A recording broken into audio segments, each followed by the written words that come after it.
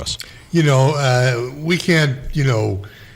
We can't say enough about Crown Point, right, and how good they've been all year long.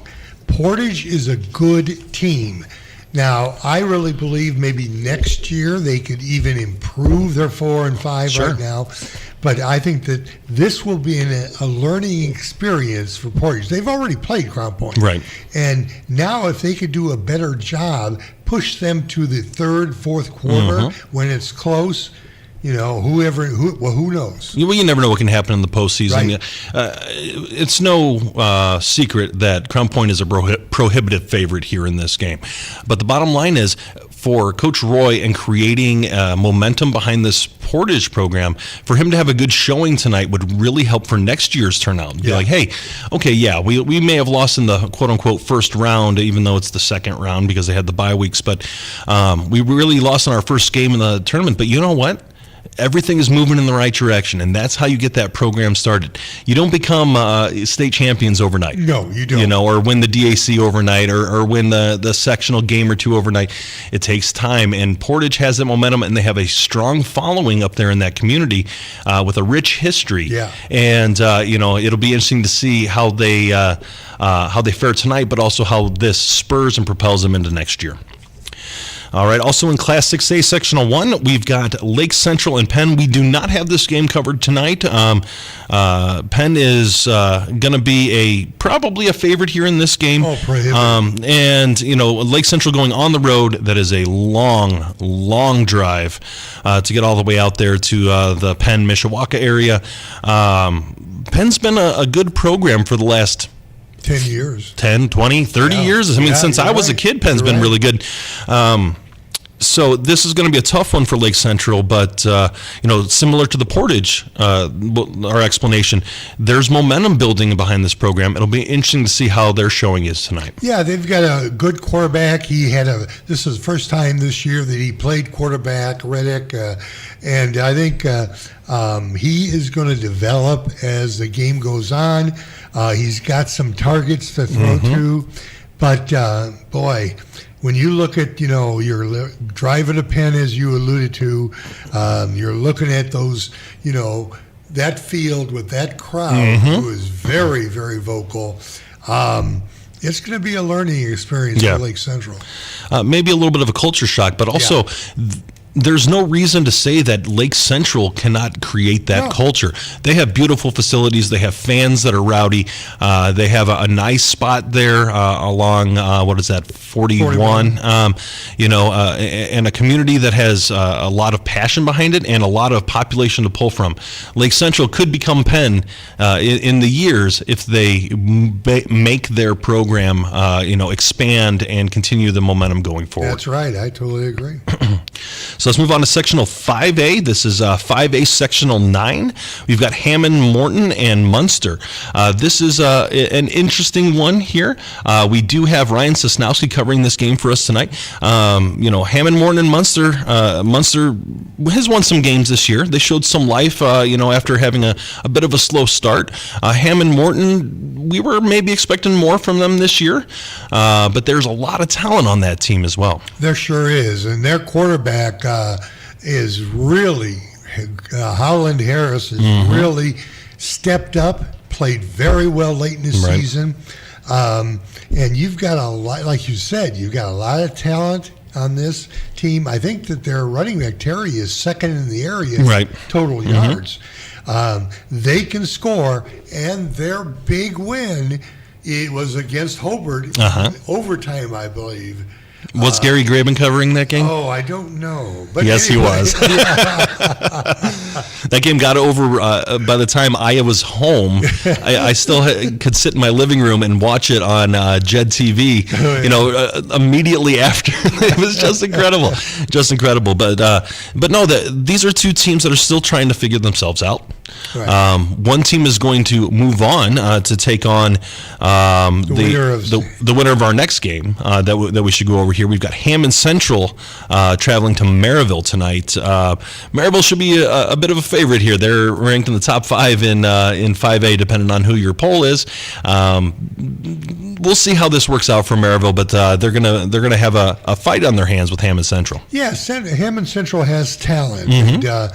And my only question here is, can Hammond Central stop Maryville's offensive schemes?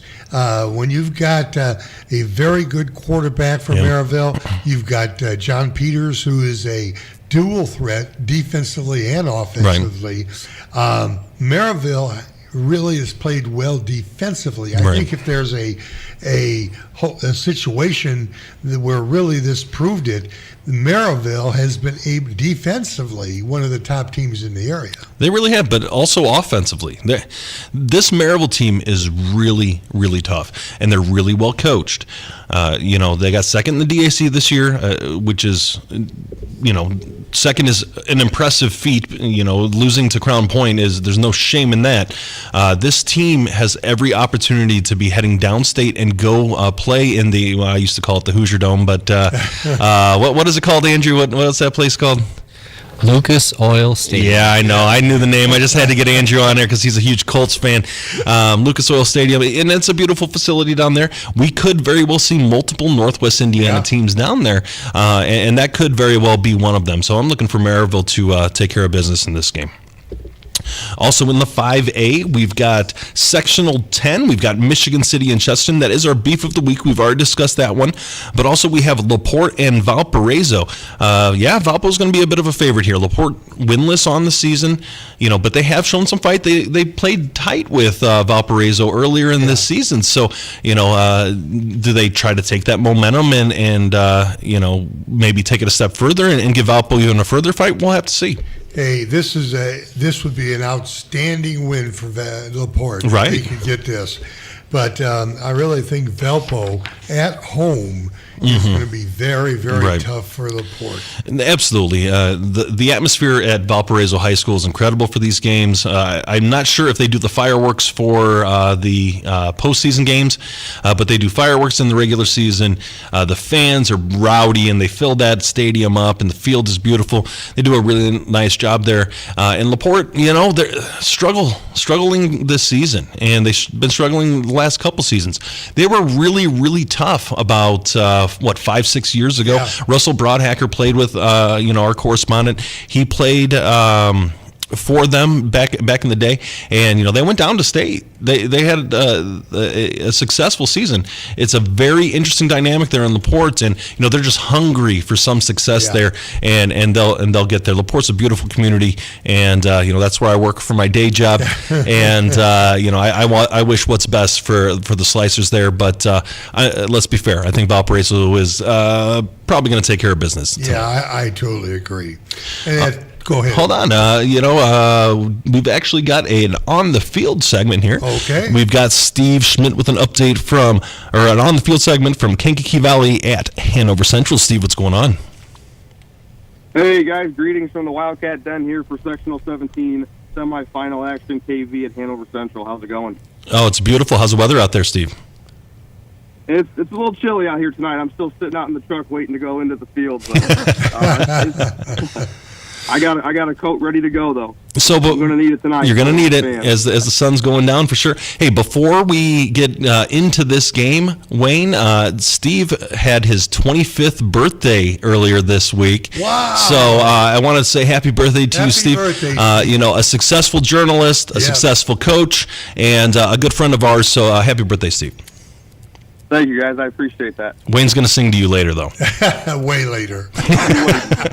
All right, so tell us about this game, Steve. Well, these two met up in Week 4 this year.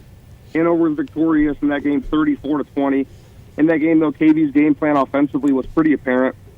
The plan was just simply do not let Hanover's offense on the field. Because when you look at the number of plays for both sides, KV ran 74 plays that night compared to Hanover's 35. Wow. However, in that game, Hanover was way more opportunistic, and they were able to score in every single quarter and twice in the fourth. But the big thing in that game was the big deciding factor was Hanover took a 14-0 lead into the locker room at halftime, and that's what stood because KV was able to match Hanover's force in the second half. So that 14-0 lead early on by Hanover, when they ran more plays, more of their 35 plays, that's what was the big part of that game in Week 4. This is one of the games that I really felt sticks out Sure, for yeah. sectionals because KV can win this game if they can get their offense going, get Castro involved. Their quarterback, Arrero, is very good. They've got wide receivers that can put points on the board. The key will be defensively. What is Kennedy going to do to, develop the plan to stop that Hanover offense? Yeah, it's a difficult task, definitely, because you look at Hanover's offense and you just know that Caden Verrett's going to get his yard. He's going to find a way. He's going to pick up. He's probably going to get close to that century mark tonight. And you could have the perfect game plan to try to stop him. It doesn't matter. He's too good of a back to hold him down for 4 quarters. But really in the passing game, because we've seen Hanover be a little bit more balanced this year than years past, I think really in the passing games where it's going to have to be, that's where the game plan really needs to be. Because looking out at the field right now, they're running through the route tree. Both teams are, offensively and defensively. So I think if these corners are on the line of scrimmage, press man, ready to go, get in the wide receiver space, it's going to make it difficult for Bonner, the quarterback for Hanover Central, to throw the ball tonight. So go ahead. I'm sorry. Steve, do you think that KV will try to put 2 people watching Verrett and then maybe, try to adjust defensively for everybody else? I think early on you just assign one guy to him and then have another one kind of lurking but sticking to his assignment because you don't want to put yourself in a position where one play could decide this game early on. I think you still want to stick to your cues. And if Verrett's able to kind of get himself going early in the first quarter, then I think you have to abandon that part of the game plan and put 2 or 3 guys on him to prevent him from going big because we've seen him in the past get these big 60, 70-yard touchdown runs. Right. And that's what really sets the tone for this offense for Hanover Central. So, Steve, we know Hanover Central's got this ultra-powerful offense and a really, a good defense as well. But the way you stop an offense from scoring a lot, you play defense. You can roll your eyes, low-hanging fruit on that one. But 2 is you control the clock and you keep the ball out of the hands of Hanover. How does Kankakee Valley do that today? Well, they just got to keep giving the ball to Marco Castro in that sense. That's kind of what the plan was last time they played back in Week 4. Looking at some stats here, Castro in that game, 41 carries for 147 yards in that game. So if that's going to be any kind of recipe for what we have to expect tonight, they're not going to be afraid to give Castro the ball. They've been a little bit more diverse in the running game last couple of weeks, giving Nolan Koistra, a junior, the ball a little bit more often, probably getting close to 5 or 6 carries a game, giving Castro a breath. So they're starting to get a little bit more diverse in their running game, and they're also opening up the playbook a little bit more with the pass. But if they want to continue to run the ball all night, they have a couple guys that can do that. All right. Thank you, Steve. We appreciate it. Anything else you want to add before we let you go? No, what can we ask for? Great November weather to start out the sectional semifinal round. Looking forward to a great night of high school football all across the region. All right, thank you much. That is Steve Schmidt with an update on the field from Kankakee Valley and Hanover Central. We're going to move on to Mireille Fernandez, who is on the field with Portage and Crown Point. Mireille, what's going on? Hey guys, how you doing? Doing well. Beautiful weather out there today, huh? That's kind of tough to say. I'm pretty cold out here myself. It's about 49 degrees. Well, what do you think about tonight's game? I know Crown Point's going to be ready. Bazia is definitely not going to have a letdown of his players, and neither is Roy Richards. I think that Richards, has to be pumping his players right now that we can play with these people.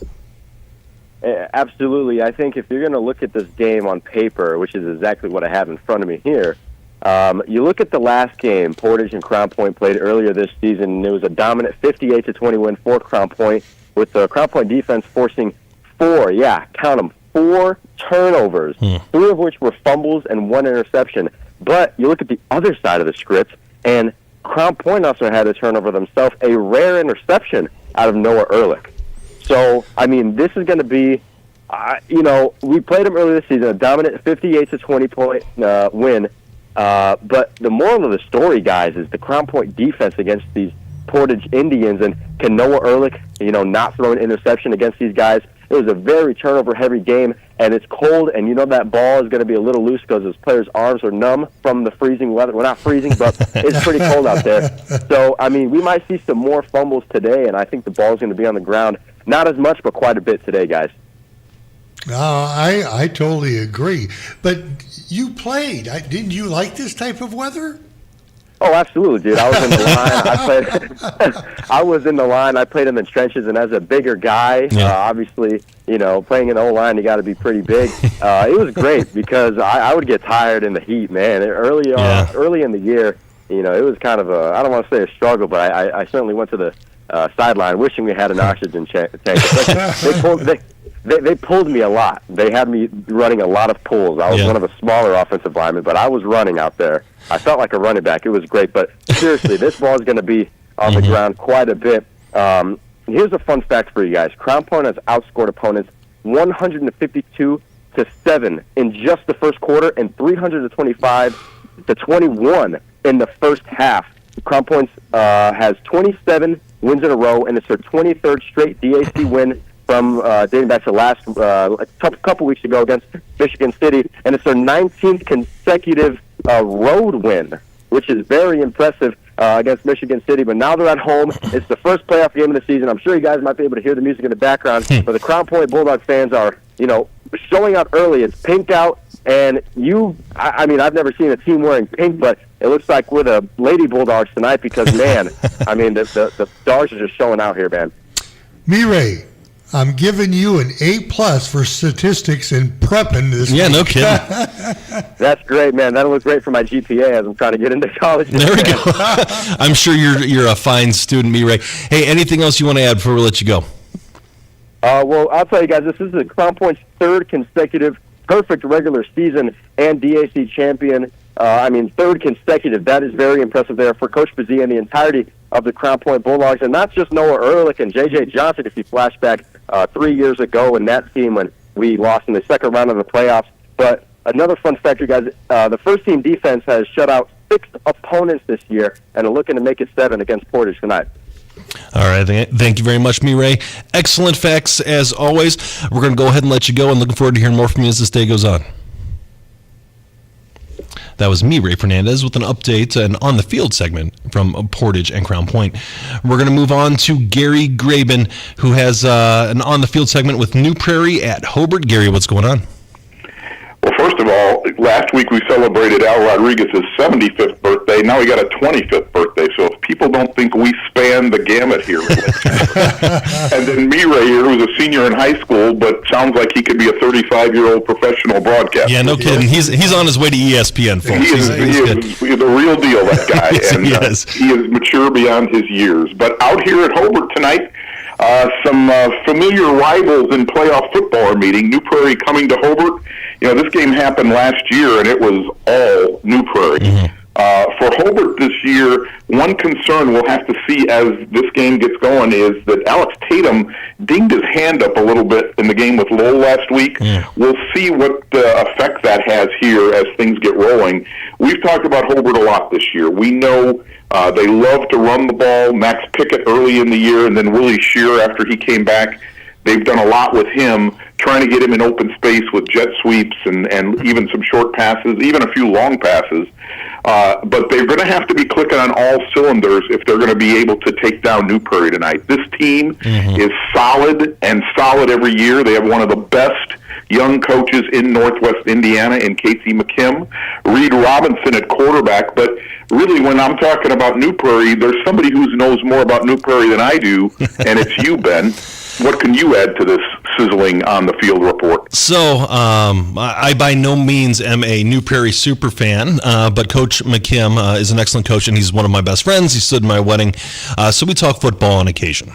And first and foremost, he is a big proponent of the relentless offense. Just one after the other. Think the Hanover Central, style of score. Keep that pressure on the opposing offense to make sure that they can keep up. Their quarterback, Reed Robinson, he is a future SEC baseball player.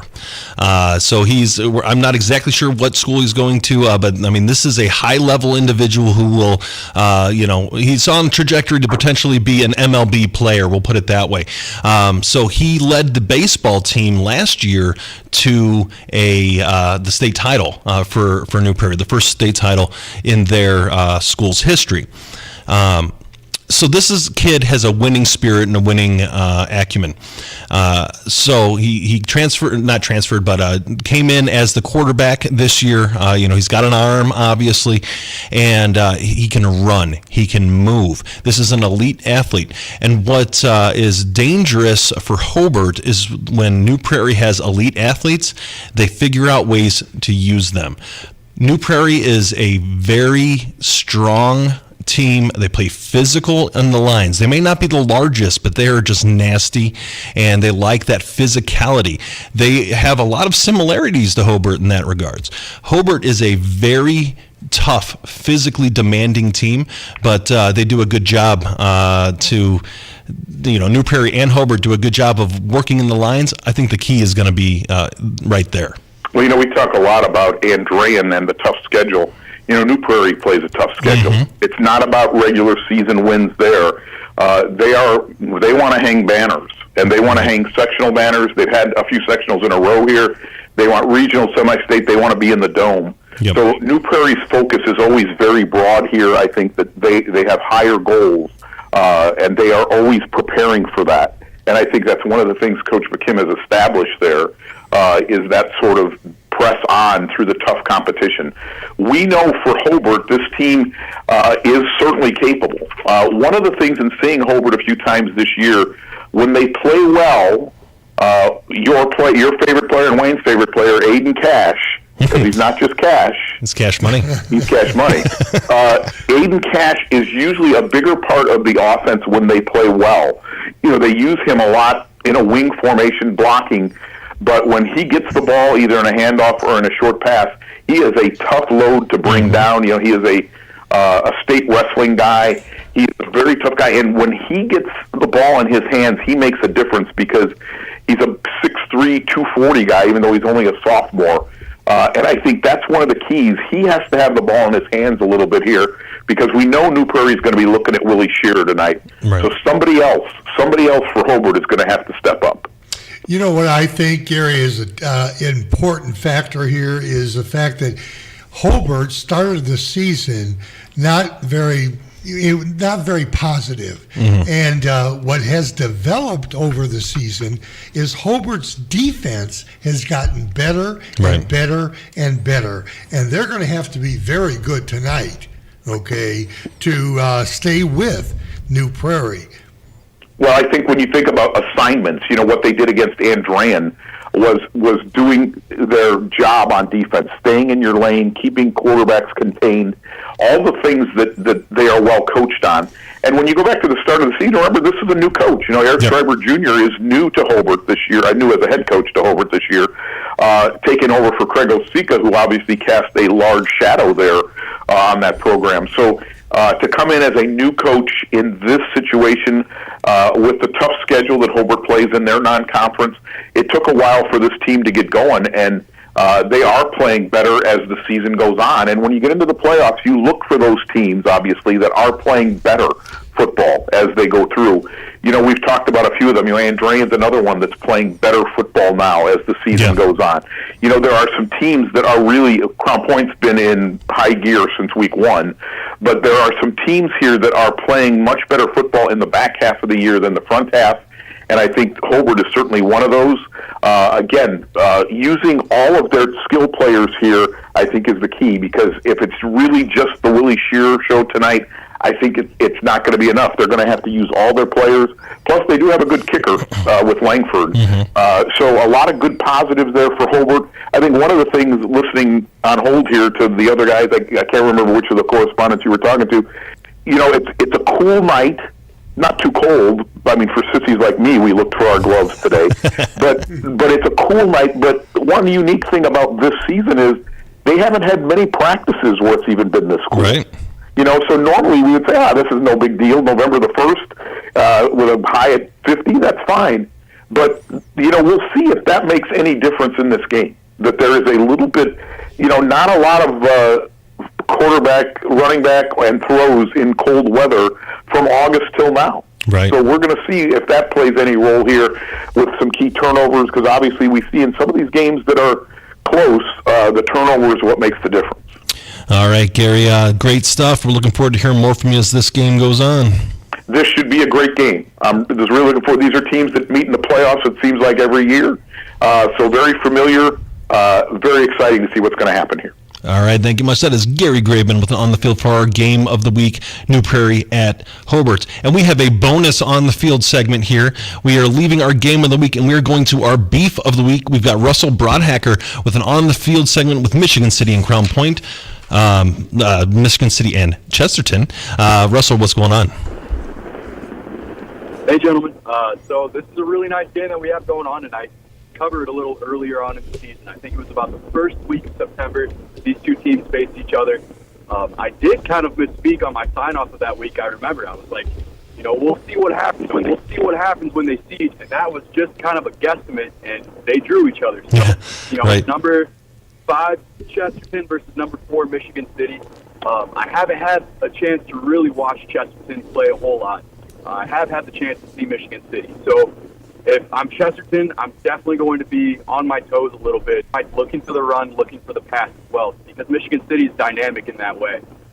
Trinidad Hart behind center, being able to just loft it downfield. I've seen him make 40-yard touchdown throws to 5-yard little bubble throws. Accurate and close and far range, so a dynamic quarterback there.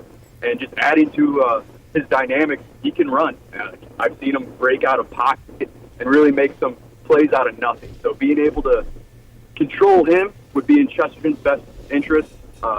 Michigan City's defense is pretty tough. They haven't allowed when Michigan City played Chesterton earlier in the year, I believe that final score was at least 20-0. So Michigan City's defense really had Chesterton's number in that way.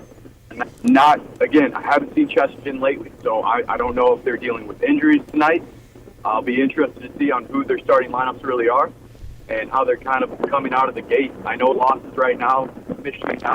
Michigan City as well is coming off. So both of these teams have something to prove here in the sectional game. You know, this game is interesting because you know that, and we talked about it earlier, that Michigan City has an excellent defense. It's the offense that has to play really well tonight. But Chesterton's defense is just as good, and you know Chesterton's game plan is going to be 1, force turnovers, 2, keep the ball on the ground. And if they can do that, this is going to be a very interesting game. Looking back at some of Chesterton's records, I can attest to that. Their defense is not allowing a lot of points there on the board.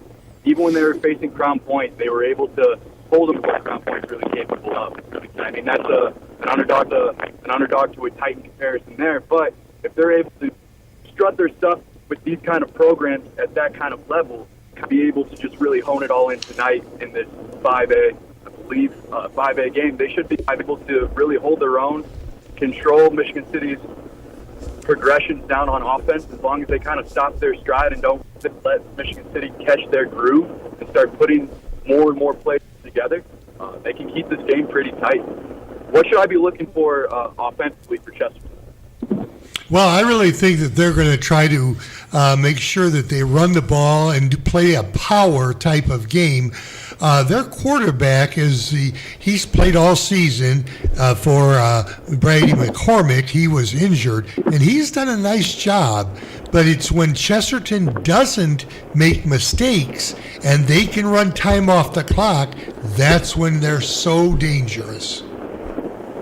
I know that in times where Michigan City's back has kind of been up against the wall or they're starting to get in those high-pressure situations, I've seen them do one of two avenues.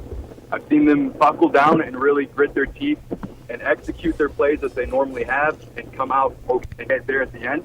But I've also seen them get in their own heads, start chirping a little bit more, more laundry's getting out onto the field, and they start making these minor mistakes. So as long as everyone's able to kind of keep their head on a swivel, stay focused in the game at hand, and play by play and not think of the overall game, we're looking at a pretty tight match. I'm sure Chesterton wants to battle back from that 20-0 loss they experienced in September against City and, leave them with a lasting impression. All right, Russell, anything else you want to add before we let you go? Gary was kind of touching on it earlier, the fact that tonight's on the colder side. I'm hoping there's not as many injuries, or there's not more injuries for that matter. I just know that, on the colder nights, those pads start popping, and those hits hurt a little bit worse. Kids can kind of block up when they're running a little bit more, so we'll see how they're able to combat with this. We've definitely played colder nights, so this isn't too bad. It's like 50 degrees right now, but it will get colder as the night goes on. Hopefully the guys stay warm, playing a tough out. All right, thank you, Russell. We appreciate it. Looking forward to hearing more from you as the night goes on. Yeah, we'll talk. That is Russell Broadhacker with an on-the-field segment for our Beef of the Week, Michigan City and Chesterton. And we are overdue for our first break of the day, so we're going to go ahead and take a quick break on 89.1 FM, the Lakeshore. This is Game Night, live on Lakeshore Public Media, 89.1 FM, streaming online at lakeshorepublicmedia.org, Facebook, and YouTube. Thinking of going to college? What do you plan to major in?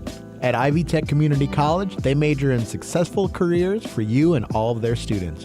With locations in Michigan City, LaPorte, and Valparaiso, new classes start every few weeks. To get started, visit ivytech.edu. Again, it's ivytech.edu. Ivy Tech students are Indiana's future. Liskey and Nondorf Family Dentistry, located in Valparaiso, provides general, restorative, and cosmetic services for Northwest Indiana families.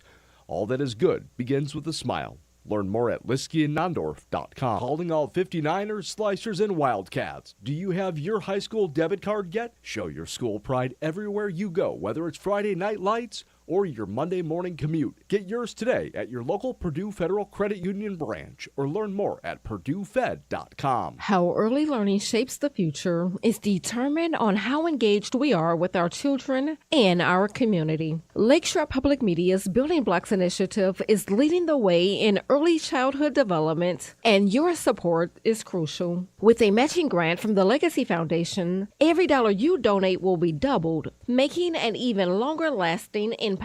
Help us in our efforts in supporting Northwest Indiana families. Visit lakeshorepublicmedia.org/buildingblocks today and support learning that lasts a lifetime.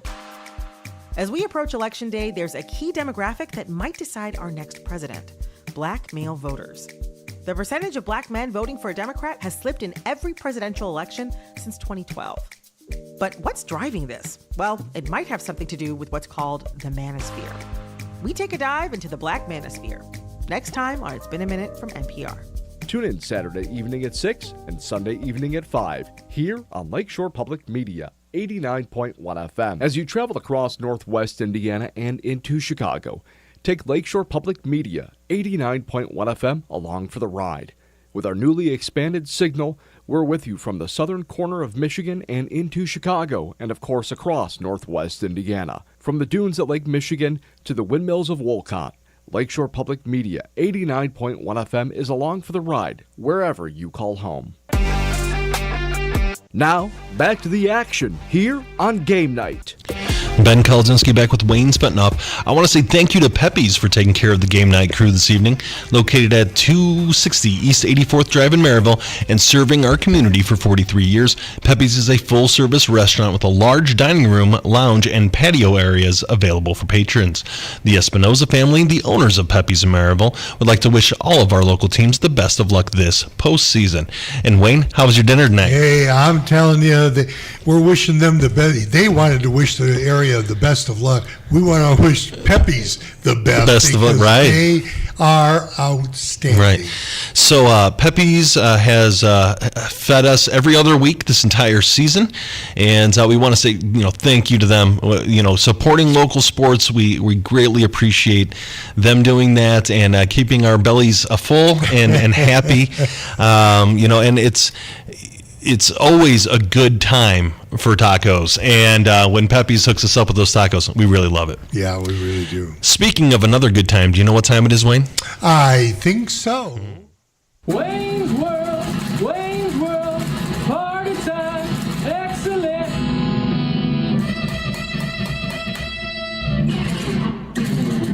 All right, it's time for Wayne's World, the top 10. Wayne, what's going on? Hey, I'll tell you. Now we don't have a little five. No, not anymore. Because the teams have been eliminated. But in the top 10, Andrean comes in at 6-4. Nice turnaround for them. Playing very, very well right now. Holbert, who beat Andrean, is 6-4. They're number 9. Number 8 is Knox, 7-3. And boy, I have been so impressed with this Miles McLaughlin. He's tough. Unbelievable. At number 7 is Valparaiso, playing very well right now, and that's the time you want to. Yeah. Griffith was kind of shocked last week, and or the week before, I believe, but they are playing very, very well right 9-1, my goodness, what a great year for Griffith. Yes. And in number 5, Wheeler, 8-2. Boy, I really thought that they did a nice number to win the conference championship. Oh, sure. They really did.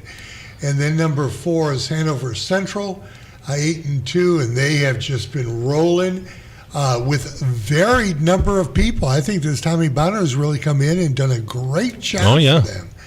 North Judson, look at that. 10-0. Wow. Can't get better than that.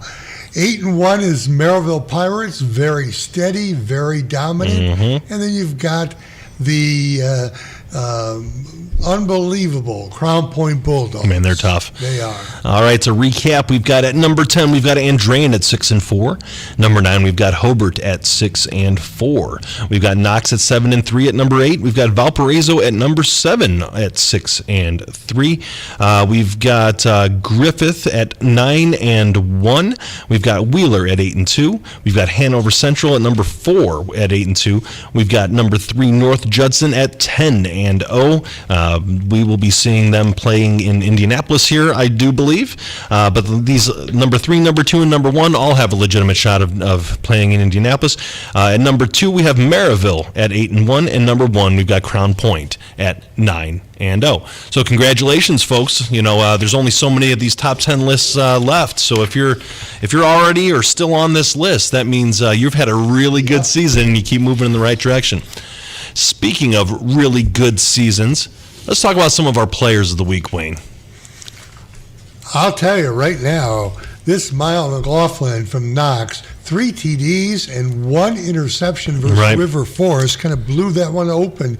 We don't get much stats from Knox. No. But, boy, when I looked at his, I have been impressed. So Miles McLaughlin is our Chuck DeMoss Player of the Week. You can't beat 3 touchdowns and also a defensive impact play. That's really incredible. Congratulations, Miles. Here's a name that we've been saying all season long. We've got Caden Verrett for Hanover Central. Yeah, he's our regular season most valuable player. And he had 5 touchdowns plus 133 yards versus East Chicago. He's all over the place here. Wow. Another name that we've said quite a bit over the last couple of years, we've got Mark Rowland with Boone Grove. Yeah, Mark is just an outstanding athlete. He had 1 TD, but he had 2 interceptions, key interceptions in the game against Wheeler, and then 225 yards. That's great. That is great. We've got another name that we've heard all throughout the years. We've got Marco Castro with Kankakee Valley. Yeah, he had 3 touchdowns versus Highland, and if he can get 3 or 4 TDs tonight, that's going to be a real close game. And then Jackson Lawson with Griffith. Yeah, we haven't had him on. He was a star last year, and he played very well this year, but there were other people that just were scoring on his team. He had 2 touchdowns, 2 interceptions. One was a pick six versus Bishop Knoll. What a night for him. Absolutely. So to recap our players of the week here, we've got Caden Verrett with Hanover Central. We've got Mark Rowland with Boone Grove. We've got Marco Castro with Kankakee Valley. And we've got Jackson Lawson with Griffith. But our Chuck DeMoss player of the week is Miles McLaughlin with Knox. 3 touchdowns and an interception versus River Forest. All right, let's move on to the defense here. Here are some of our defensive players of the week. We've got Colton Strezzo with Griffith. Yeah, we've heard about him. He had a pick six again this last week against Bishop Knoll, and boy, he's really a ball hawk. He is. It's hard enough to A, catch a football, B, while you're on defense, and then C, score a touchdown while doing such. That's right. That's a really tough thing. So this individual knows how to do that, and he's done it quite a few times this year. But also another pick six, we had Chris Peters from Boone Grove. Yeah, not a known name by us, but certainly Chris did a great job against Wheeler. Really put a lot of pressure on their quarterback. And keep this in mind, that Boone Grove Wheeler game, that went into overtime. Yes, so any score was an important score in that game. So congratulations for Chris there. And then we got Bryce Compton with Wheeler. Yeah, he had a game-winning interception for Wheeler against Boone Grove, and that was a very low-scoring game. Right. So that interception really helped the win. It sealed the deal there, right? So our defensive players, we've got Colton Strezzo with Griffith. We've got Chris Peters with Boone Grove and Bryce Compton with Wheeler. How about we move on to some special teams here? We've got Dylan Bowen from Hanover Central. We know that name. No, we certainly do. I wonder if his brother's going to be down to see him play tonight. Having an interception versus Chicago. He's a great defensive player. He's going to play somewhere in college. Oh, he's tough. He's a good athlete. The Bowen name carries a lot of weight here in Northwest Indiana, and there's a heck of good athletes coming out of that family, and he's just another one of them. So congratulations for Dylan, an excellent performance there for Hanover. We've got Connor Stratford for Hobart. Yeah, a nice punt return TD. Oh, I love those. Versus Lowell, and that really kind of turned the game around for Hobart.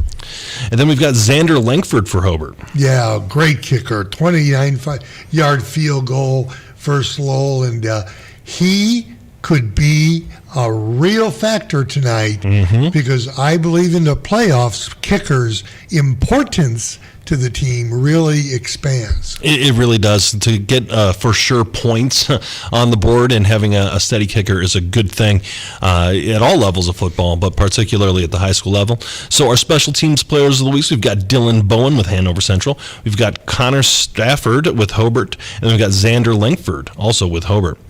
All right, let's talk about some of our quote-unquote unknown players who showed up big this past week. We've got Aiden Leonard also with Hobart. He showed up real big. He sure did. 3 TDs, 154 yards. You think, geez, where's he been? But then you got Shearer and you got Pickett and people like that. But when the ball was in his hands, he took care of what he needed to do. So, 3 touchdowns, 154 total yards versus Lowell. That's incredible. Great job to that young man. We've got Jake Conroy with Knox. Yeah, 2 TDs versus River Forest, and you put McLaughlin and Conroy together. Wow, you've got a heck of a running backs situation. Sure do. Definitely a lot of talent there in Knox. How about Colton Scott from Lowell? Yeah, he had a TD, but he had 160 yards versus Lowell, and they needed a little bit more last week, and he stepped up and played well for Lowell. How about this young man from Kankakee Valley? Nolan Kustra from Valley, he had 2 touchdowns versus Highland. Again, he's the one that kind of, is behind Castro a little bit, but he certainly contributed last week. Sure. The depth chart's there for a reason. There's a whole lot of people who are behind Castro on the depth chart. But, he took his opportunity, took the ball and ran with it. So that's great. Right. So Nolan Kustra with Kankakee Valley, Colton Scott with Lowell, Jake Conroy with Knox, and Aiden Leonard with Hobart are our unknown players who showed up big this past week. All right, Wayne, we're getting pretty close to kickoff here. What are some of your thoughts leading into the action tonight? Well, just very quickly, if we run through the other sectionals, sectional 25, you got Jimtown versus Marion.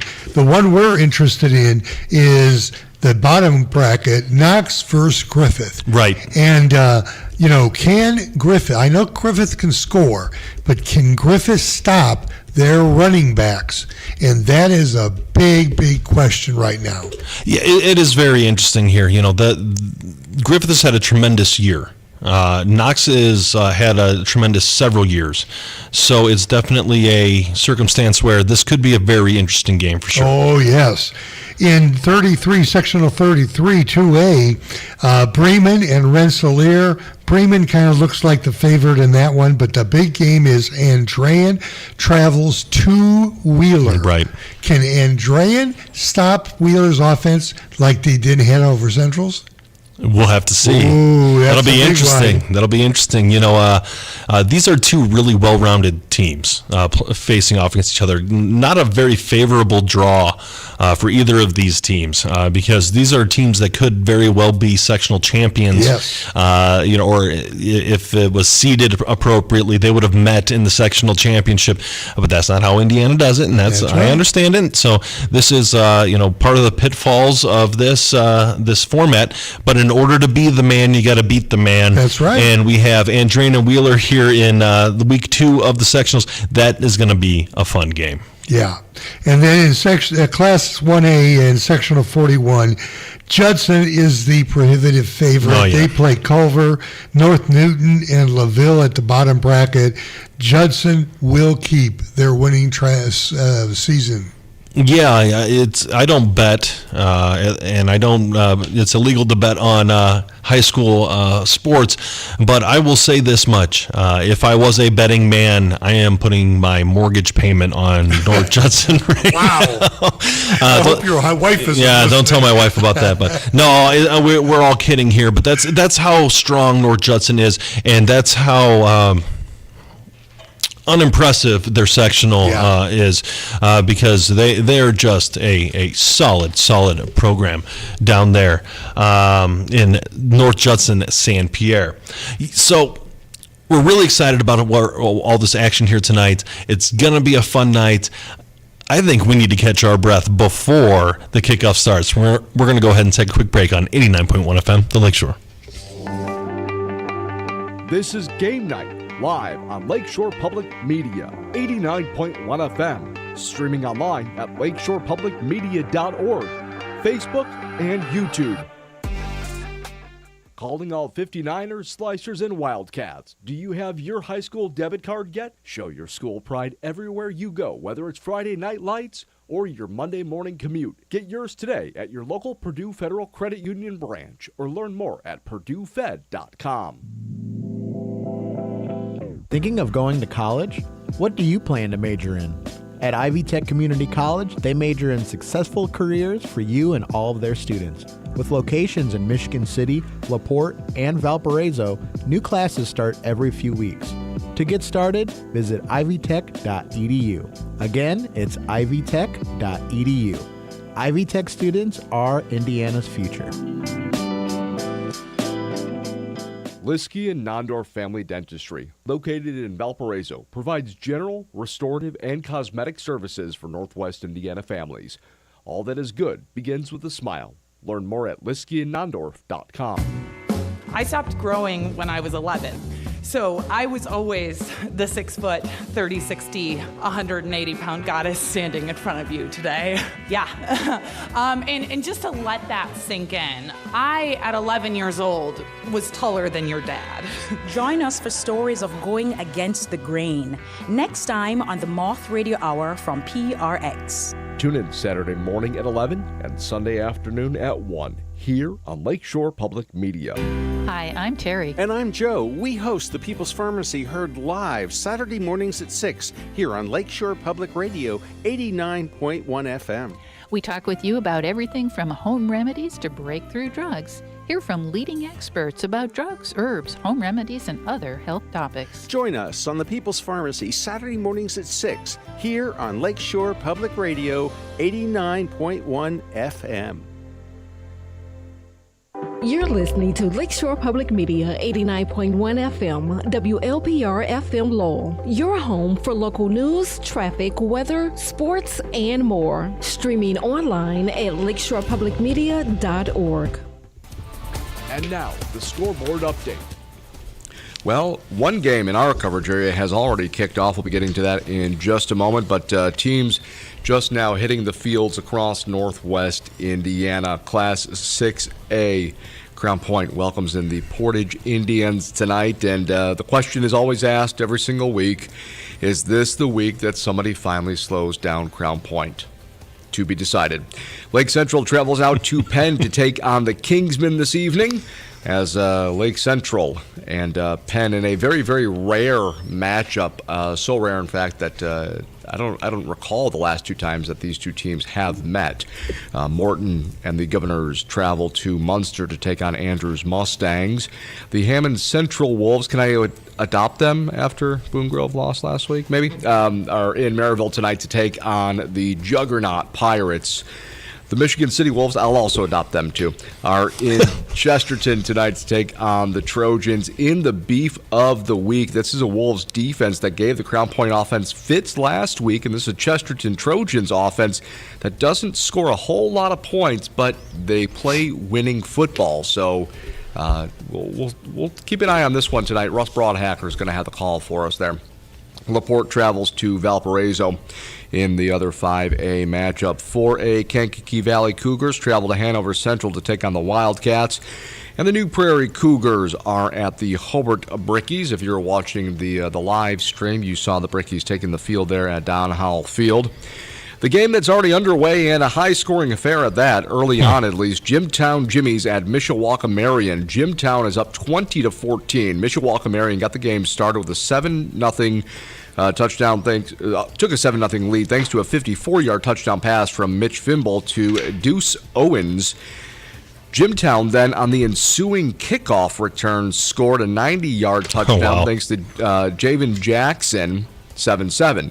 Mishawaka Marion then takes a 14-7 lead thanks to Brian Osmond punching it in from 5 yards out. Then Javen Jackson again for Jimtown, this time on a 47-yard catch from Mason Armstrong's pass. Ties it up at 14-14. And then the Jimmies take the lead.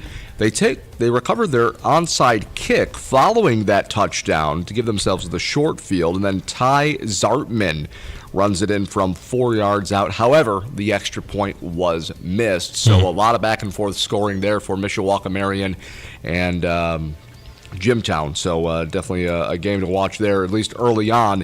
Gives us something to talk about. Griffith travels to Knox to take on the Redskins. Rensselaer Central is at Bremen to take on the Lions. The Andrean 59ers take on the Wheeler Bearcats. And North Judson, the Blue Jays, that's one word, travel to Culver to take on the Cavaliers. And the North Judson Spartans are in LaVille to take on the Lancers. For Game Night, I'm Tom Maloney. Thanks, Tom. We appreciate this. Ben Kolodzinski back with Coach Wayne Svetanoff. So, Wayne, the games are going to be kicking off here any minute. What game do you have your eyes on? Well, I really think that, I like this New Prairie Hobart game. I think so, too, yeah. Because I think that Hobart's defense can limit New Prairie's scoring abilities if they play well. But, boy, New Prairie is tough. But they're playing at Hobart. Right. The home field advantage is a real thing. For those of you who aren't exactly sure, New Prairie is about 10 minutes east of LaPorte. So they're actually, this isn't the longest drive imaginable for them. However, it's still a drive, and then they're going into a hostile environment like the Brickies, Don Howell Field. It's very interesting how this dynamic could face out. New Prairie is probably the favorite here, but you get that momentum and that stuff going at home. Anything can happen. That's for sure. And the number 2 game I'm looking at is Andrain and Wheeler. Oh, yeah. That's going to be a huge game. It's at Wheeler. And I really think that, Andrain is Andrain. They're going to be very good at the end of the year. Can Wheeler outscore them? I mean, Andrain has an excellent quarterback in Elish, and they've got Jimmy, Mr. Football, Finley on yes, he their is. side. Can Wheeler's defense stop them? That'll be very interesting. So we've got Jimmy Football, and if we're blessed enough, and Andran is to win, we're gonna try to get Jimmy on air and talk some football with him. But we'll see. You got to win first, right? And a lot of people, they say, "Oh, Andran Wheeler," and they think to themselves, "Well, I mean, come on, Andran's got the no. This Wheeler team is awfully tough. Yes, they are very good, and they're playing passionate. Their head coach has a movement, running around like chickens with their heads cut off, man, and they're just playing, tough, excited brand of football. This is a scary game for Andran if they're not sharp." You don't get to be 8-2 in this conference and win a conference championship and be mediocre. Exactly right. You've got good players. You've got excellent coaching. Nick Testa did a great job this year to turn this program around, and he's built this program over the last couple of years. And I really feel that this could be the game to watch, because of maybe the surprise Wheeler can get here. We'll see, right? This is why you go out there and you play the games, right? You see what's going on. That could be a very interesting one. I know that Tom Maloney had mentioned that Penn and Lake Central had very rarely played. Andrew has a bit of a nugget from our sports information desk that he wants to bring up here. Is the first time they've played each other since 2013, and Penn leads the series 5-0. 5-0. So a little bit one-sided there. In fairness, Penn leads many series, probably most of the series that they've ever played in. But no, that's a good factoid there, Andrew. And I'm not entirely sure that pattern is going to be broken today, but hey, again, that's why we go out there. That's why we play the games. That's for sure. And boy, I remember when Elmer Britton was coaching the Lake Central Indians. Did you ever get a chance to play against Lake Central at that point? Yes, we did. They were a member of the DAC then. Britton was one heck of a coach, and there were battles. So Lake Central needs to try to emulate that defensively. So Tom Maloney from the other section of our sports information desk has just dropped us a line. Penn is leading 14-0 in the second quarter already for that game. So a bit of an inauspicious start for the Indians there, but hey, it's still time. A lot can happen though. That's right. The game that I have my eye on here, and it's not going to be because I think the game is going to be competitive. It's going to be the Portage Crown Point game. I think that it's going to be interesting to see what kind of edge that Crown Point is playing with, or if they have another gear that they are. Are they going to upshift and take this game off to the moon? They very well could. They have their sights set on one thing and one thing only: going back downstate and winning a state title. However, Coach Bazia is a wonderful coach, and he's probably the best coach around, at least debatable, but definitely one of the best coaches in the state of Indiana. He's not going to let his players overlook anybody. But these are 14 to 18-year-old boys here, so their mind may not be sharp. But I think Crown Point's going to come out and look impressive. I do too. But the key factor is Crown Point has not been behind very often. No. and they want to keep that going because you don't want Portage to extend themselves into the fourth quarter where a surprise could happen. There could be a long TD pass that's tipped in the end zone, and the other team, Washington, catches it. You had to bring that up, didn't you? Yeah, unfortunately. Yeah. So, funny story. I was watching the Bears game on Sunday with my son. He was in from college. He just was visiting for the weekend, fall break. And we were watching that game, and he wanted to go back. He'd drive back to school after the game was over. And we're sitting there, hey, the Bears are going to win. And then that play happened. And we were just like, well, okay. All right. We shut the TV off, and I shook his hand and gave him a hug and said, I'll see you, man. It'll be good. But you had to bring that one up. So you can't even be mad. You can't even. I mean, you can be, but it doesn't. You can be mad, but you don't gain much on it. If you want to be mad at the Bears, you would be perpetually mad. Yeah, so, that's for sure. So that's unfortunate, but another game that I think is going to be really interesting today is this Griffith-Knox game. These are two incredible coaches pairing off and two solid teams. I was surprised with how good Griffith has been this year. And, if it wasn't for an upset from Wheeler, was it Wheeler who upset them? Yes. Yes. If it wasn't an upset for upset, quote unquote, they were conference champions. Yeah. So, I mean, if it wasn't for them tripping up, Griffith towards the end of the year, they would be undefeated right now. And there's no shame in losing to Wheeler. No. So this is an excellent program. But now they're heading down to Knox, and Knox is its own animal. And your boy Russ Radke down there runs a good program. He really runs a good program, and but you got to take into effect here that Phil Mason is an outstanding coach. Is. He's won a state title.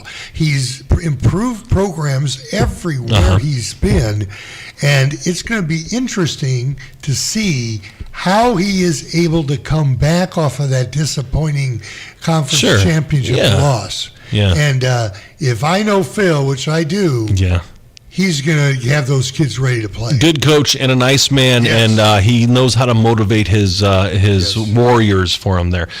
We will get to it here in a little bit, but there has already been some action for that Knox game.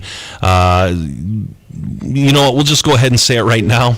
According to Kyle Svetich on the phones, Knox just broke a 60-yard run on their first play of the game after Griffith tried an onside kick to open the game. So there's a bit of excitement there early. Kyle, do you know if the extra point was made or missed?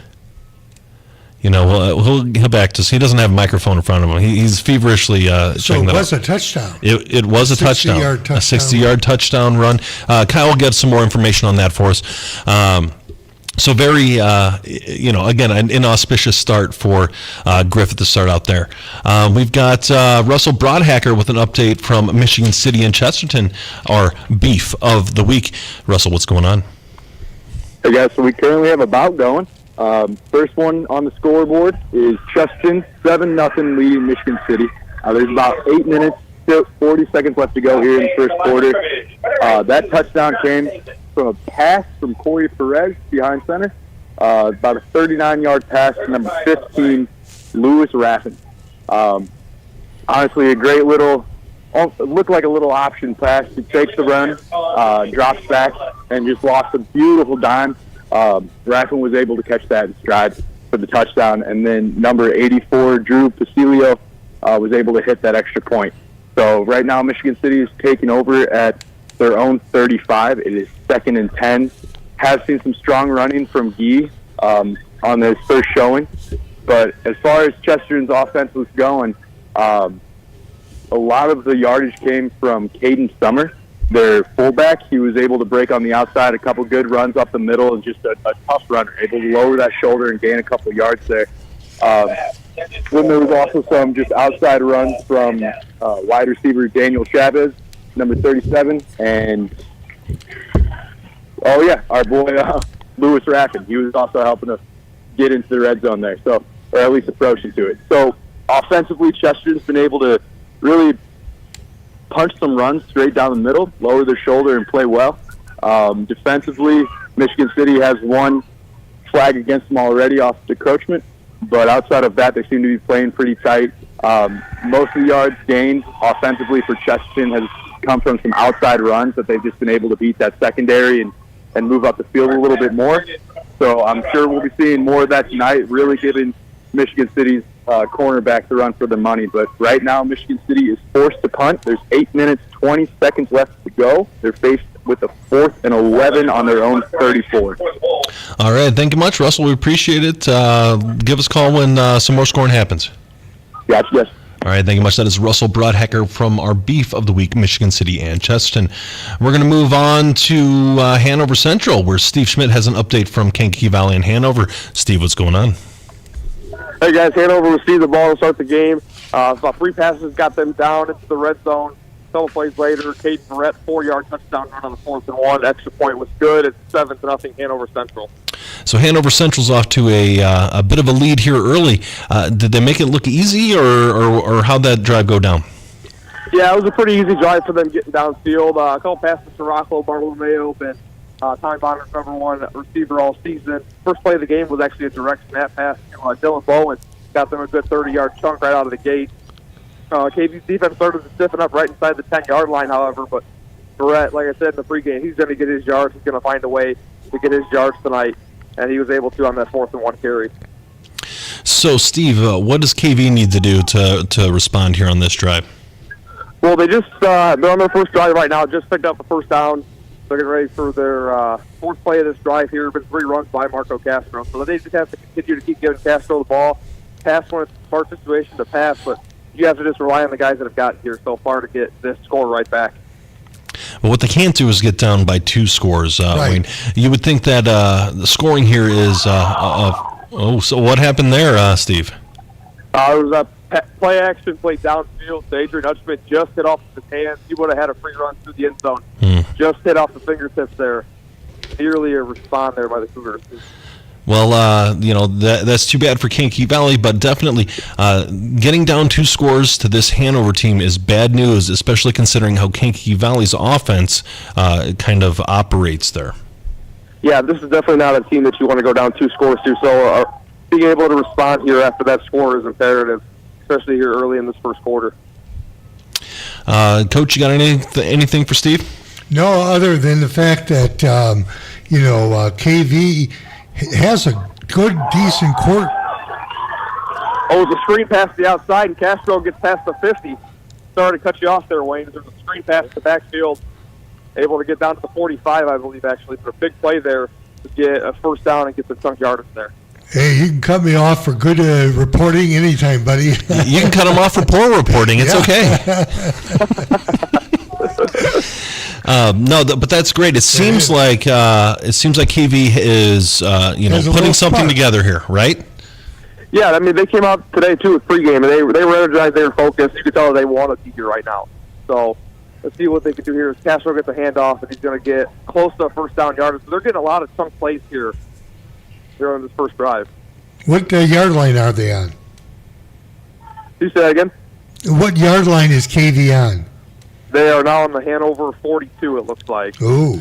All right. The 42, so they're in plus territory here, trying to continue on here. They have a second down coming up, 2nd and 6. All right, Steve, seems like you got an exciting one there. One more time, what is that scoring time update, please? With 5:20 to go in the first quarter, Hanover Central leads KV 7-0. All right, thank you much. That is Steve Schmidt with an update from KV and Hanover Central. All right, we're going to move from Kankakee Valley at Hanover Central to our game of the week, New Prairie at Hobart. Gary, what's going on? Opening drive of the game, decision time for Casey McKim and the New Prairie team, a 4th and 1 on their own 41. They did go for it, and a push that seemed stopped eventually got a first down, but the drive bogged down there, punted to Hobart. Hobart went 3 and out, punted the ball back, and a late fair catch signal followed by a muff for New Prairie. Hobart recovered on the New Prairie 16-yard line. Oh, wow. And on the very first play, Willie Shear, following Aiden Cash, 16-yard touchdown run, extra point good. It is 7-0 Hobart over New Prairie with 5:07 to play here in the first quarter. That's exactly the start that the Hobart Brickies needed. The momentum is now on their side, and it doesn't matter if you're outgunned. You have the momentum. They have the crowd support behind them. They have an early lead against this relentless team. This is a very, very sharp start for the Hobart Brickies. It is, and we talked in the pregame there about mistakes.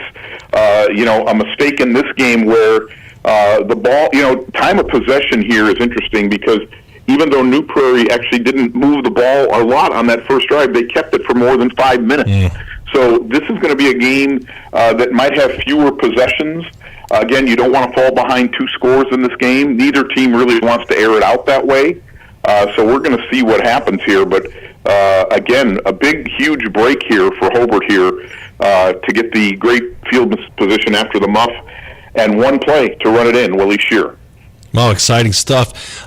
Gary, what does New Prairie need to do to kind of reharness this momentum? Well, again, I think both defensive lines for each team have looked early, obviously, after just a few possessions, but have looked a little more dominant than the offensive lines. I think the offensive lines, New Prairie plays that double tight end look, right. So they're going to need to do a little bit more there to create some stuff. But they're just not gaining more than a few yards a carry here. And here on the first carry of their next drive, again, just a yard or 2 on the first play. So whether they haven't tried to really get outside yet, everything is kind of running between those tight ends. And we'll see if New Prairie tries to get to the edge a little bit more, or even, dare I say, put the ball in the air a little bit. We'll have to see. New Prairie has shown some success this year by moving that pocket around. So, this could be a scripted situation where they're trying to get those plays in and establish a certain complacency for that defense, or trying to feel that Hobart defense out, and then maybe, try to shift some things left or right and try to get some bigger plays. But right now, you have to take your hat off to Hobart. This is exactly what they needed. A big sweep play here on this last play for New Prairie, gaining about 15 yards here up the near side. But you're right. I think, again, feeling things out here, trying to figure out where the weaknesses are, all the things you need to do here early on. Again, that turnover just changes the game a little bit here in the feeling out process when suddenly the lightning bolt hits and you're down 7. Right, and Coach Svetanoff, when your team makes a mistake like that early, and it looks like it could impact the flow of the game, how do you get your students to forget about this and to put it in the past? Well, you said it over and over again. The game's a long, time. You're only in the first quarter. You can't brush off that mistake, but. If you have a good record, which both of these teams do, you got to be confident in yourselves. And I think both teams are, and they're going to brush this, maybe miscue early. Well, they're going to have to. Yeah. You can't just dwell on it, right? But if you're Hobart, Gary, how do you keep this momentum going? The sidelines seem to be pretty excited about this. I know the fans are rocking. How do you keep that momentum for Hobart? Yeah, a lot of cowbells here in this Hobart section. And I would say the New Prairie looks like they're a little light on the fan size based on a 4A school. There's a decent crowd, but I just thought there'd be a little bigger crowd here. For Hobart, again, it's getting the stop, getting back on offense, getting this potent New Prairie running game off the field. As we speak here, it's a 3rd and about 8 just across midfield for New Prairie here. So a key situation here. This is going to be the first ball in the air. It's a very deep pass that is well overthrown. So Hobart is going to, I'm assuming they're not going to go for this, that Hobart is going to get this ball back and be able to start grinding again here. Well, good for the Brickies. They're doing what they need. Gary and I chatted before the show went on the air, and I was telling Gary that anytime you stop this New Prairie offense, it is a victory. And if they can continue to do this, and there's no reason why they haven't, they've shown it so far. They're putting themselves in position to win this game. New Prairie can all of a sudden, bing, bang, boom, score 3 touchdowns in 5 plays, and then all of a sudden this game's a whole different ball game. But Hobart being able to control the clock, keep New Prairie off the field, they're doing an excellent job so far. In the last 2 meetings between these teams combined, Hobart has forced New Prairie to punt twice. Right. So this is unusual already that this has happened here early in the game. Again, I think for the defense for Hobart, very, very confident. They are an experienced group. They're a tough group. And again, New Prairie's not all about trickeration here. No. This is going to be, so their confidence level, if they can stop this core group of plays for New Prairie, that again, most of which are run between the 2 tight end set, this could be good news for Hobart. But again, there's no celebrating yet. Right. This is just a light victory here at this point in time to have an early 7-0 lead. But again, we've talked before. I think Hobart more important for them to score first than for New Prairie to score first in this game. Oh, absolutely. The threat of New Prairie's offense is going to be there in perpetuity for this game.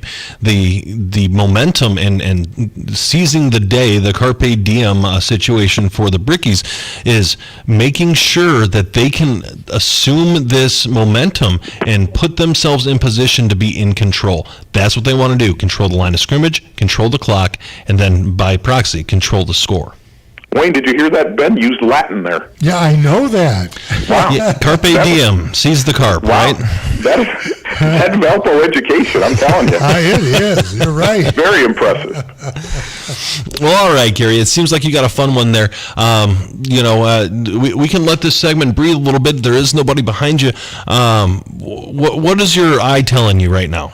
Well, again, this game still is going to be the 2 things we talked about, the trenches, the 2 lines against each other, and not making mistakes. So, again, so far, so good for the Brickies with a long way to go. But, they're going to have to find ways. Again, they've had just the one offensive play that was successful, like the Willie Shear touchdown was. Right. The rest were just a couple-yard gains. So they have the ball now. They're on their own 20. Interesting setup, I'm going to tell you. They have 3 wide receivers to the left side. It's not often you see Hobart with 3 wide receivers on one side. But again, I think for Hobart, it's just neither team needs to change anything here. It's grind, do what you believe in. You mix in the pass when you feel like you can mix in the pass. Again, we haven't seen any ill effects for Tatum here tonight, whether or not that was any type of serious hand injury last week or not, but nothing noticeable with him. But again, I think for Hobart, it's continue, and for New Prairie, it's continue. Like I said, they're feeling each other out. The teams that can actually dominate as the game goes on, conditioning, is a big part of this too. Mm-hmm. Which team, especially the big guys, which big guys are still going to have juice when we get to the 3rd and 4th quarter is going to be key. But again, with New Prairie here, they're not going to change anything just because they're down 7. Gary, you answered one of my questions, and that is Alex Tatum is starting tonight, correct? Yes. So have you noticed, and I know you said, Tatum hasn't shown anything or adversely, but has Tatum handed the ball off a lot, or has he also run the ball a lot? He has not run the ball yet. But again, they've only run 6 or 7 plays. Right. Okay. So it's way early here. This last play was a little dump screen pass, just for a couple yards. But again, they're dropping back deep here, and actually, it's incomplete. But he did fire the ball. This ball was on the line. That's good. So it doesn't look like there's any type of ill effects here. He looks pretty good here.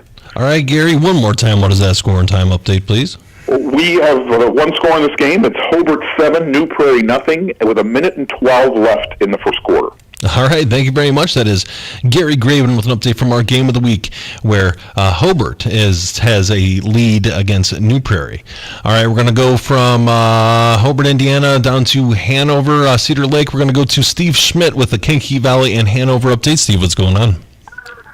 Hey, guys, here nearing the end of the first quarter. different drive, much of the same results for Hanover Central. Kate Brett, 25-yard touchdown run, marched right down the field after a Diego Arroyo punt, put them pretty deep territory on their own 4-yard line, but they were able to march down the field and get that score in. Thus, we're at 14-0 here, Hanover. So, Steve, Hanover's offense looking pretty sharp. Yeah, they look pretty good on passing and running the ball, both plays offensively today. Just doing a little bit of everything that they want to do tonight. KV so far hasn't been themselves defensively, offensively trying to find a rhythm, but it's really been Hanover Central's night so far. What does Kankakee Valley need to do to get back into this one? I think they have to go down and score here because, like you guys said last time I called in, if you go down by 2 scores against Hanover, it's difficult. If you go down by 3, it's even more difficult to come back against these guys. So we just now into the first quarter. You have to have a score here. KV will get the ball to start the second half. So if they're able to score here, mount the stand on defense, score again, tie it up possibly towards the end of the second quarter. Who knows what could happen in the second half, but we got to have one step at a time here, and KV has to respond here. All right, Steve, one more time. What is that score and time update, please? We just ended the first quarter, and it's 14-0 Hanover Central. All right, thank you very much, Steve. That is Steve Schmidt with an update from Kankakee Valley and Hanover. All right, we're going to move on to Nathan Laird with an update from Andrean and Wheeler. Nathan, what's going on? With just under 11 minutes to go in the second quarter, it's Andrean 9, Wheeler 0. Andrean got this game off to a great start. A 60-yard kickoff return by Gavin Jones set the Niners up with great field position, but some penalties forced them to kick a field goal, forced the Wheeler 3 and out, and then the Niner rushing game drove the ball right downfield, culminating in a 2-yard end around by Jimmy Finley. Wheeler just went 3 and out once again. So, again, we're at about 10:40 to go in the second quarter. Wheeler's offense, that high-powered Bearcat offense, has run 6 plays so far.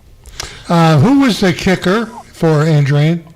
P.J. Cusick, number 13, a senior kicker, made about a 29-yard field goal. He did end up mixing the extra point in the ensuing the touchdown on the next drive, but he got all that field goal, I'll tell you that. Could you give me the name one more time? I couldn't. P.J. Cusick. Okay. And just as we speak, Jimmy Finley just returned a punt about 45 yards. Andrean's going to start their next possession at about the Wheeler 28. Wow. It seems like Jimmy Football is doing everything in his power today. Yeah, he's fired up tonight. He had a touchdown, actually, on that first drive, called back with a hold.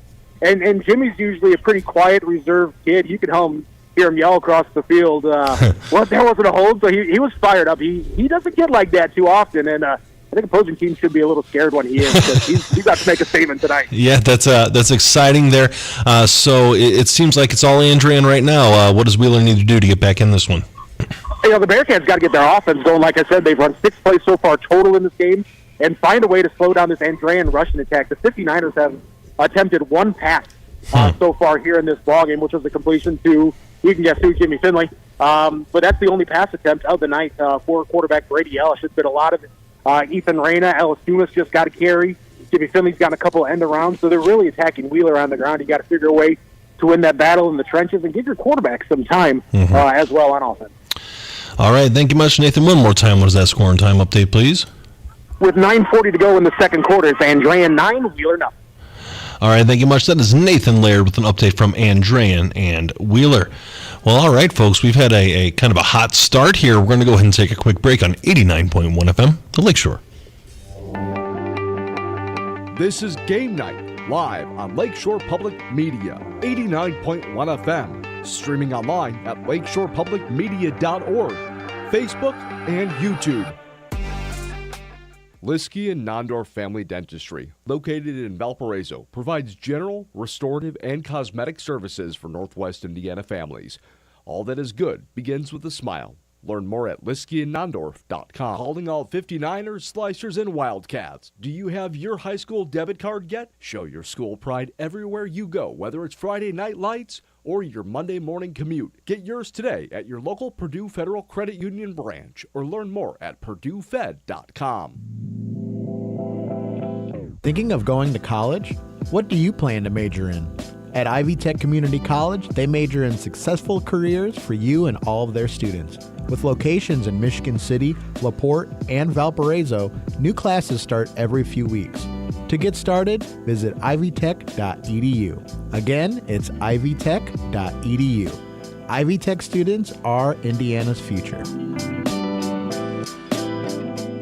On the next Radio Lab, I kind of love this guy. the story of a senator. His first name is Birch. His last name is Bai. A very ambitious senator. He was a problem solver. Birch Bai got a lot done. The 25th Amendment. Title IX. Who almost abolished the Electoral College. It's outdated, it's unfair, The person with the most votes should win. and it is a ticking time bomb. That's on the next Radio Lab. Tune in Saturday at noon and Sunday afternoon at 2 here on Lakeshore Public Media. In Wilmington, North Carolina, every election brings memories of another one that scarred the community. Even though it may not live consciously in your mind, your body remembers it. White supremacists turned machine guns on black residents to take back power. It's the only successful coup d'etat in this country. An American coup d'etat on the next Reveal. Tune in Saturday afternoon at 3 here on Lakeshore Public Media, 89.1 FM. One chase, 2 seas, 3 oceans, 10,000 miles, and you better believe that only one boat is going to make it home. Strap your life jacket on tight because of the next Snap Judgment. Chasing Thunder. Snap Judgment, storytelling with a B. Do not miss it. Tune in Saturday morning at 10 and Sunday at noon here on Lakeshore Public Media, 89.1 FM. And now, the scoreboard update. Well, if I told you that Portage versus Crown Point was 0-0 and the game had already kicked off, I don't think you'd believe me, but it's actually 0-0. Portage wide receiver actually dropped a potential touchdown. He had the Crown Point defender, Parent, beat on an inside slant. Quarterback from Portage hits him in the hands.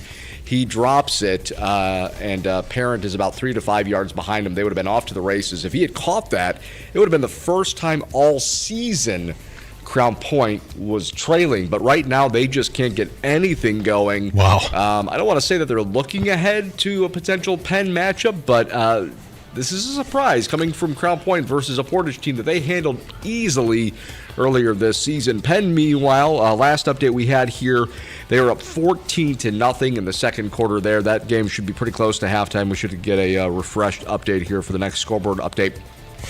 Morton traveling to Munster. And the Mustangs with a 60-yard INT. Good for a pick 6 there. And really quick, so Munster's up 6-0 there. We do have an update. It is Penn is up 28-0 over Lake Central. Wow. So that is the latest and greatest there. Still no update yet from Hammond Central at Maryville. So we're waiting updates there for that one. Chesterton is up 7-0 over Michigan City, and Chesterton is without leading rusher Andrew Govia tonight, so he is out. And actually, I should correct myself, it is now 7-7. City has come back to tie the game. Meanwhile, right around the corner in Valparaiso, they've got a 7-0 lead over the LaPorte Slicers. KV traveling to Hanover Central, and it is the Caden Verrett show. He got in the end, found the end zone with a 4-yard touchdown run and another one with a 25-yard touchdown run to give Central a 14-0 lead. Hobart hosting New Prairie, and Willie Shear with a touchdown run on a big drive for the Hobart Brickies to get an early lead on the visiting Cougars. Jimtown and Mishawaka 26-21. No change in score from the last scoreboard update, but the way the halftime ended, Mishawaka Marion threw an interception. Jimtown's defender, who caught the interception, slipped and was down at their own 1-yard line. The Jimmies then fumbled on the ensuing play. Marion recovered, but with no time on the clock, it was the end of the half. So still 26-21 Jimtown over Mishawaka Marion there. Knox is up 14-0 over Griffith. Conroy with a 58-yard touchdown run on the first play from scrimmage with a 2-point conversion that was missed, and then he added another 40-yard touchdown run, and McLaughlin converted on the 2-point conversion there. Rensselaer Central at Bremen, no update there. We just got the latest update as well. The Andrean 59ers lead 9-0 Still no update for North Judson at Culver or North Judson at LaVille. All right, we're good? Yep, I think we're good. All right, thank you much. That was Tom Maloney. This is Ben Kolodzinski back with Coach Wayne Svetanoff. I want to say thank you to Pepe's for taking care of the game night crew this evening, located at 260 East 84th Drive in Maryville and serving our community for 43 years. Pepe's is a full-service restaurant with large dining rooms, lounge, and patio areas available for all patrons. The Espinoza family, the owners of Pepe's in Maryville, would like to wish all of our local teams the best of luck this postseason. And Wayne, how are those tacos today? Well, I tell you, Pepe's is a great place. If you've got time to get a couple of tacos just to tide you over, boy, are they good. They are good. And they do a great job of supporting us. Yes. We really enjoy their support. We do, and we like to support the people who support us. And we are a community here, and they're supporting local sports, so thank you to Pepe's for everything they do for us. All right, and speaking of support, we have a couple callers here online. We've got Russell Broadhacker with our beef of the week. We got Michigan City and Chesterton. Russell, what's going on? Hey guys, so as we're giving a shout out to Pepe's, we just got another score update. So right now it is 13-7. Chesterton just scored. This was a 44-yard breakaway run from Declan Mayer, looking to be their backup quarterback. So they're just kind of mixing him into the play or into the fold this evening. But if we're going to backtrack prior to that touchdown, Michigan City got on the board. So it was 7-7 for a moment there. Following back-to-back punts from both Michigan City and Chesterton. Chesterton then got the ball back for Michigan City. Adrian Holly, who is a stout defensive lineman for Michigan City. I was talking about it earlier. The cold is starting to affect the players a little bit. I've seen this guy hit hard throughout multiple games, and he basically ran off the field complaining about his shoulder hurting. Oh, no. Was down being seen by some trainers. So he was down for a series. But then while he was out, a bad snap on a 2nd and 8 led it to a 3rd and 14 for Chesterton. Perez was able just to throw a bomb from their own 42 into Michigan City's 22. Perez linked up there with Lewis Rassin, who scored their touchdown earlier in the night. Through a series, right, that put them right in the red. They faced a 4th and about 9. Michigan City had a defensive encroachment call upon them, so then it was a 4th and 4. They still lined up in punt formation, they were going to kick the field goal, so they were still lining up in that formation, but they ended up going for it. Number 90 kept the snap, and he ran through. He broke through the initial line. Honestly, I thought they were getting the first down, and then there was a split tackle that happened. So from that, that fumble was recovered by, number 3 for Michigan City, Michael Crawford Jr., and he ran that all the way to the house. Really no one in sight after the 50-yard line, took it all the way to the house. Logan Moreland was able to kick that extra point, put in the score 7-7 for Michigan City. Chesterton was just forced to punt after a few great – I'm so sorry. Then they scored. Then Michigan City sorry, I can't do 3 things at once. But, Michigan City right now is facing a 1st and 10 on their own 42-yard line. All right, thank you very much. Russell, one more time, what is that scoring time update, please? It is 14-7, 6 minutes left to go here in the second quarter. All right, thank you much. That is Russell Broadhacker with an update from our Beef of the Week, Michigan City and Chesterton. And we have full phone lines. We're going to go ahead and talk to Mireille Fernandez with an update from Portage and Crown Point. Mireille, what's going on? Well, I'll tell you guys this right now. It's a close game. Crown Point was able to get on the board first. Portage does have the ball now. They just got a false start penalty at the 20-yard line, their own 20-yard line, so they have about 80 yards to go. It's 7-0. 8:35 left in the second quarter, guys. So, what big play to Zimborski? There's a double move play. It was the same play that they ran a few weeks ago.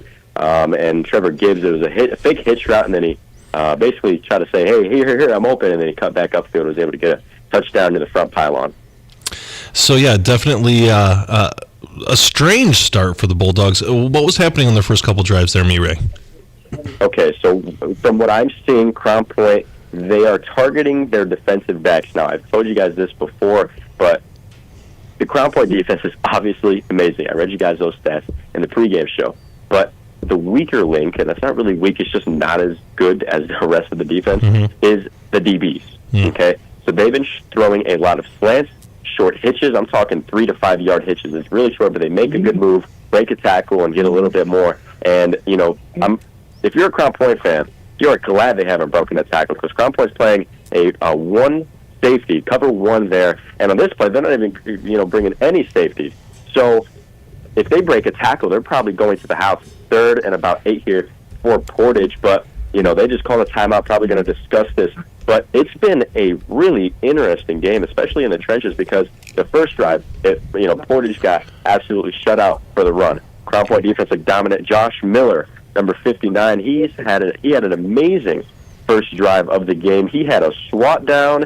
He had 2 tackle for losses, and then, of course, they punted. He was everywhere on the field. But, it's been a really defensive-heavy game, and, this is what you want to see, for Crown Point defense. But for the offense, a slow and sluggish start, I don't know.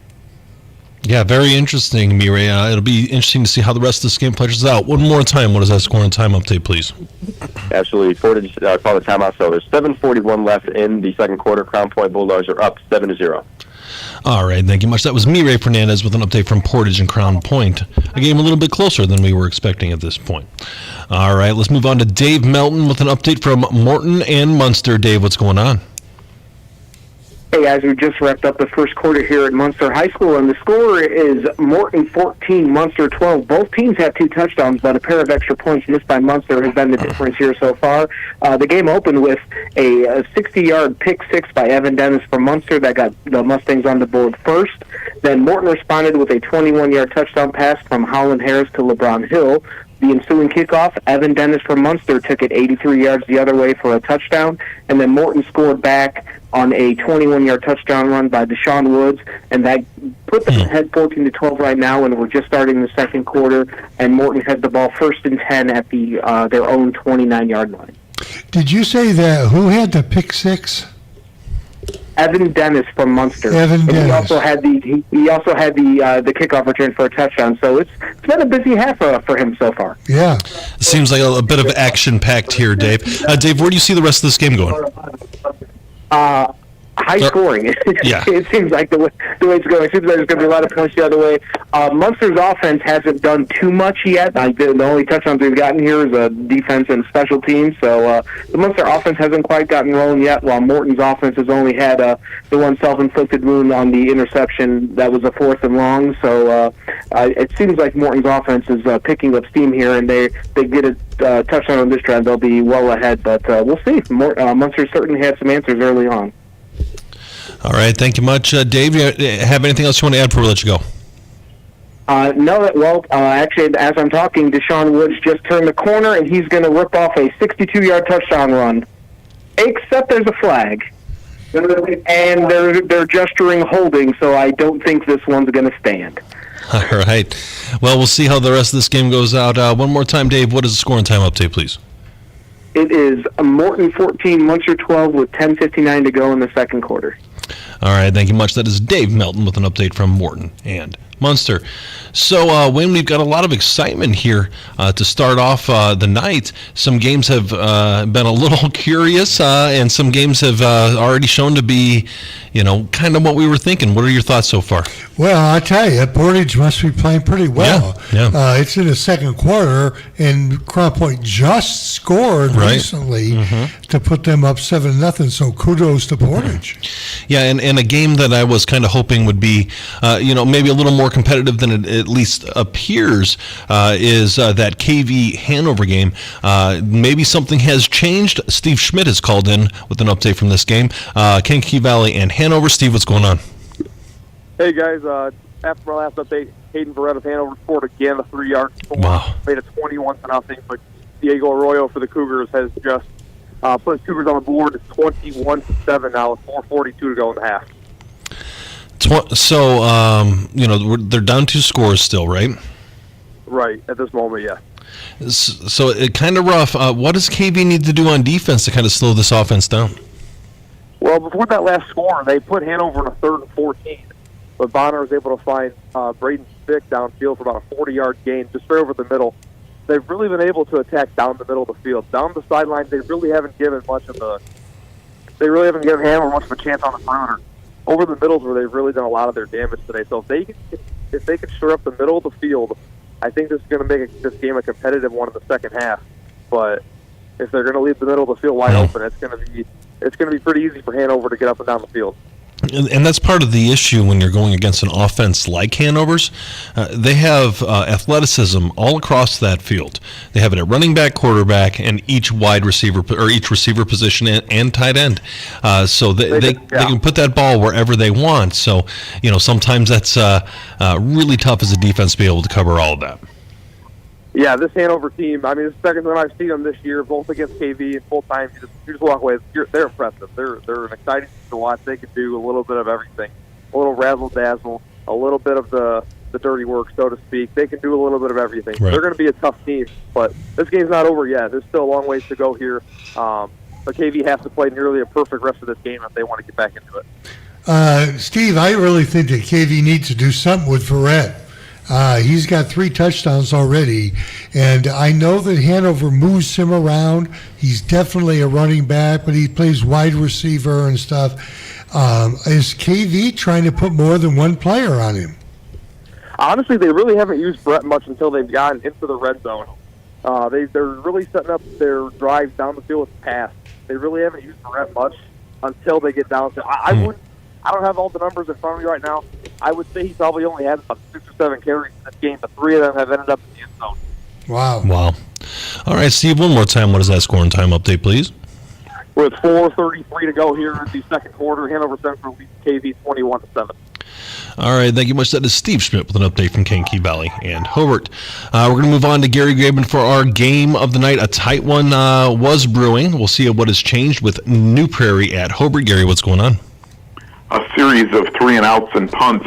New Prairie got the ball on their own 42. They drove down into Hobart territory and faced a 4th and 2 at the Hobart 26.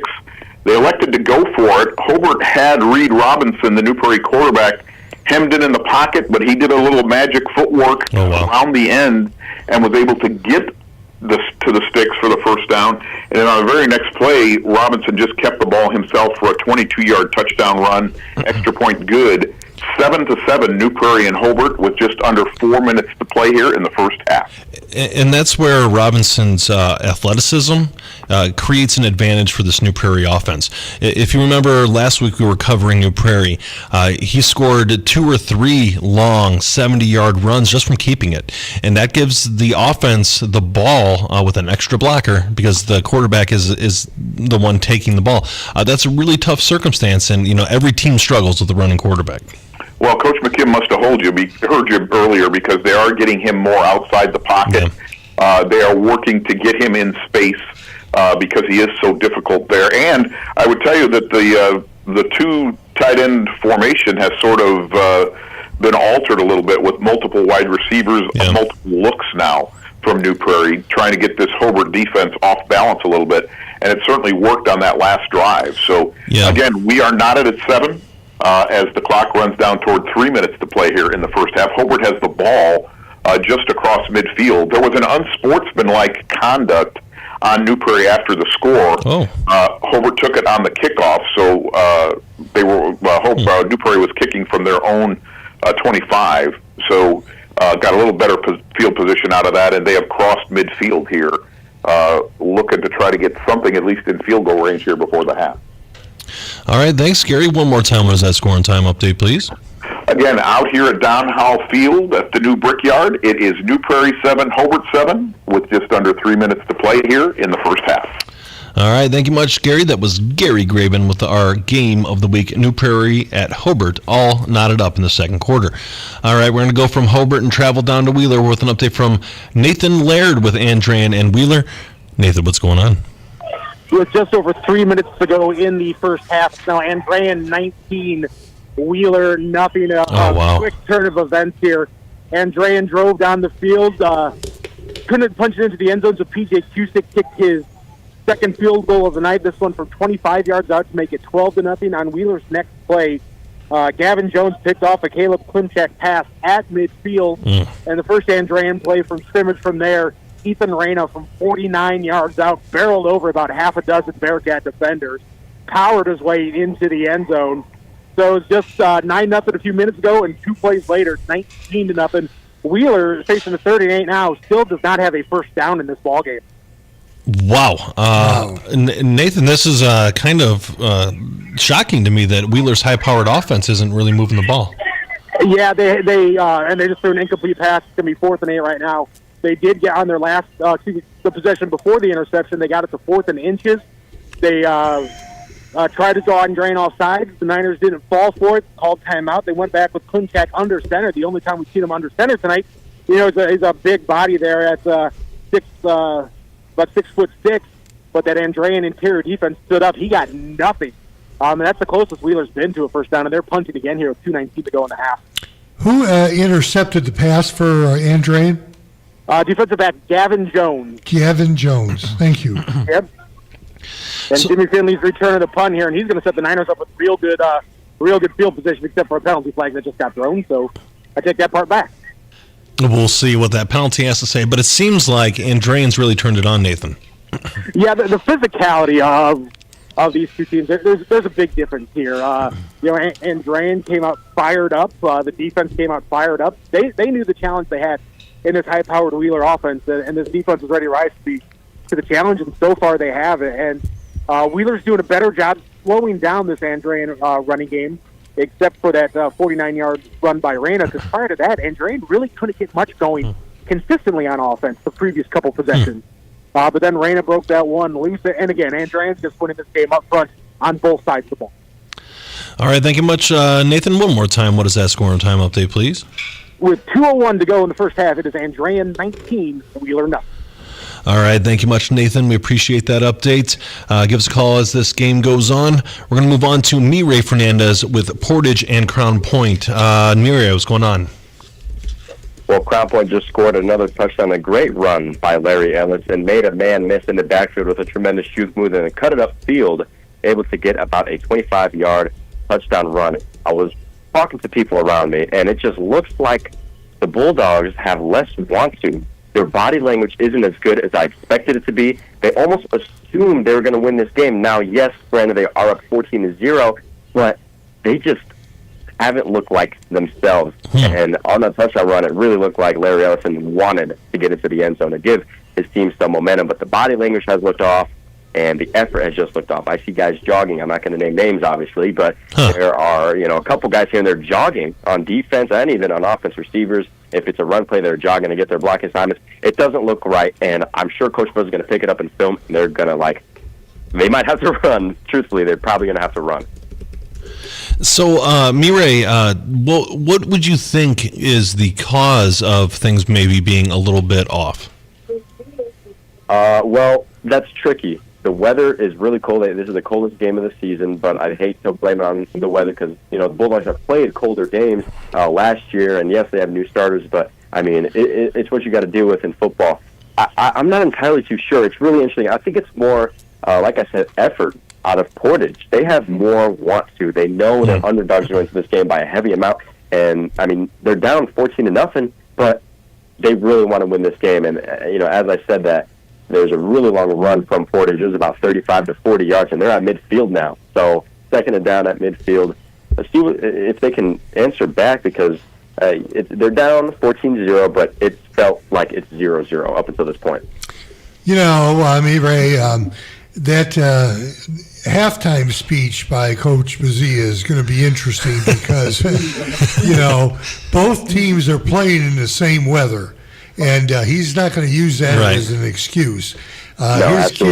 His kids need to be mentally tough because if they're lucky to win this game, it may not be luck, but if they're lucky to do this, Coach knows there's tougher games down the road against Penn if we beat Lake Central. So he's not going to put up with any of this. Yeah, absolutely not. I mean, the halftime speech is going to be great, and it looks like Portage went for a deep shot. It was a fake halfback draw, and they threw it deep, trying to get a first down there.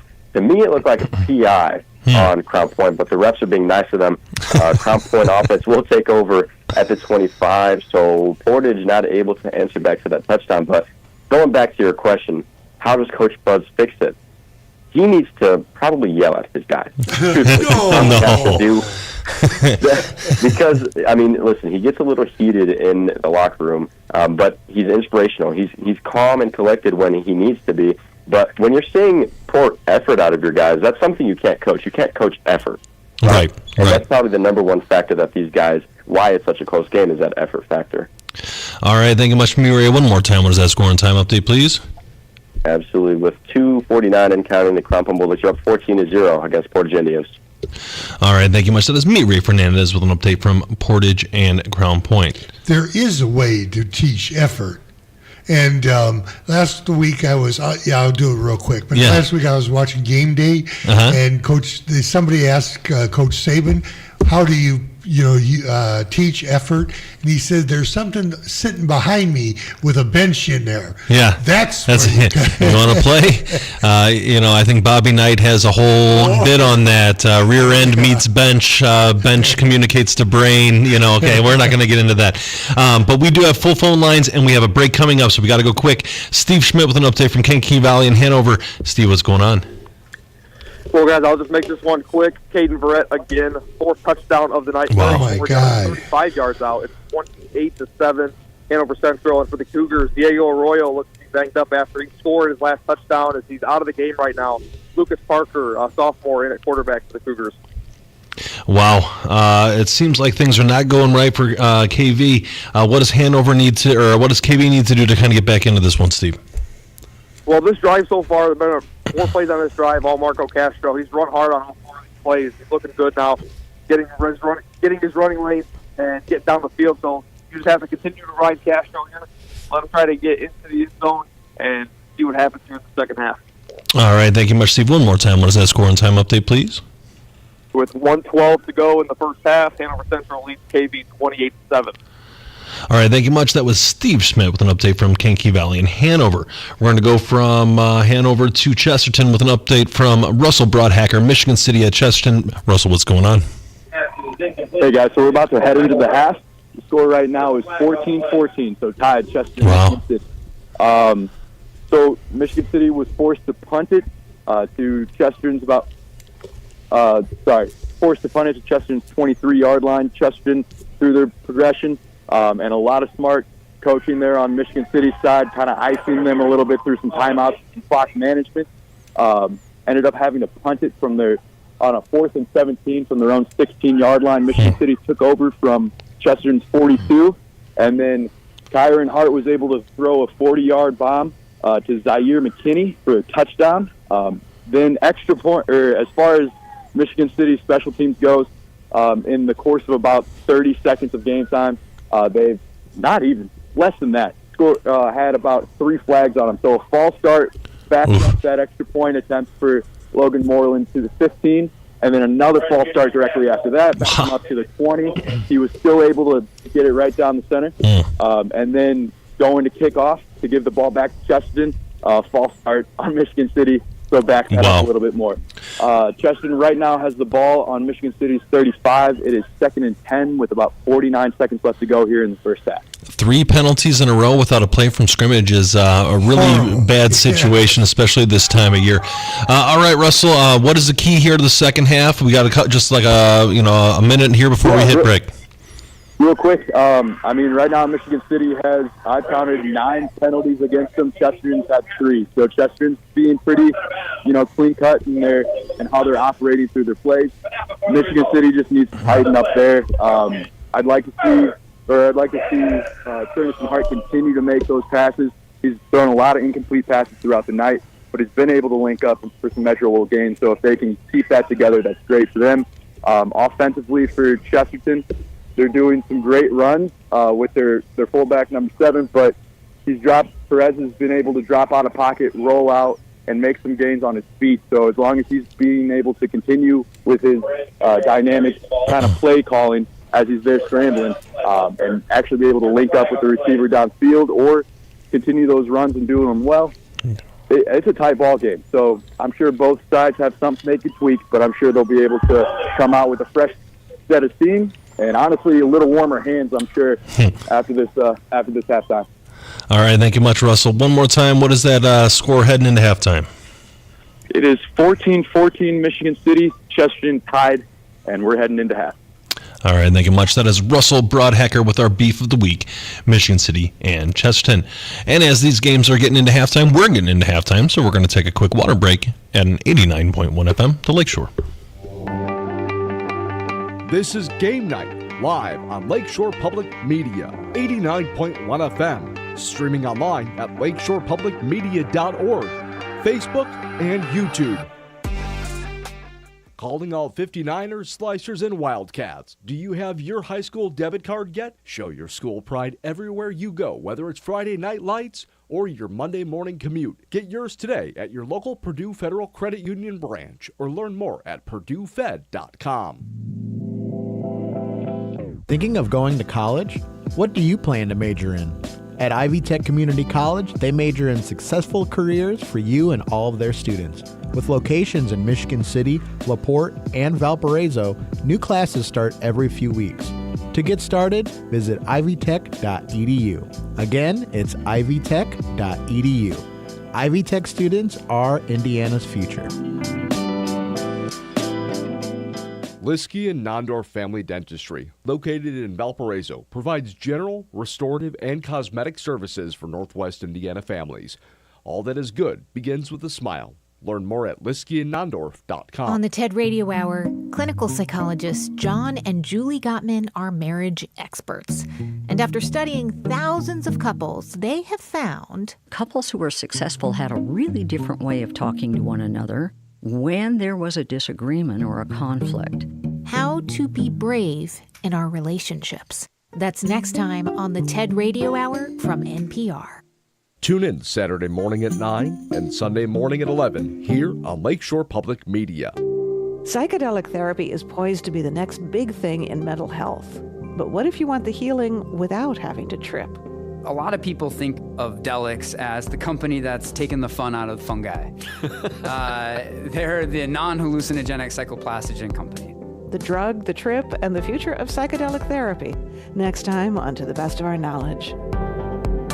Tune in Saturday afternoon at 2 here on Lakeshore Public Media, 89.1 FM. You're listening to Lakeshore Public Media, 89.1 FM. WLPR FM Lowell.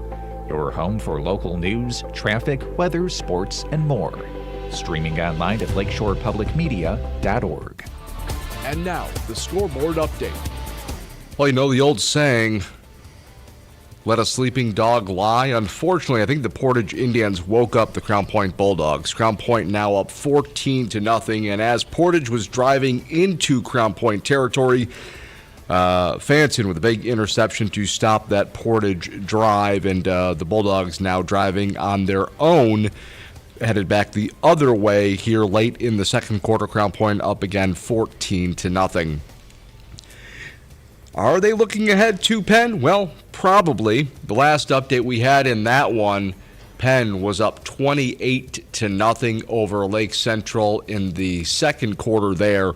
Though I believe that game is actually now going into half, if not the start of the third quarter, because that was a 6:30 start tonight. It is 28-0 in the third quarter. 28-0 in the third quarter. There we go. So Lake Central trying to avoid a running clock while the Penn Kingsmen get that running clock and they can start resting starters for next week's matchup against Portage versus Crown Point.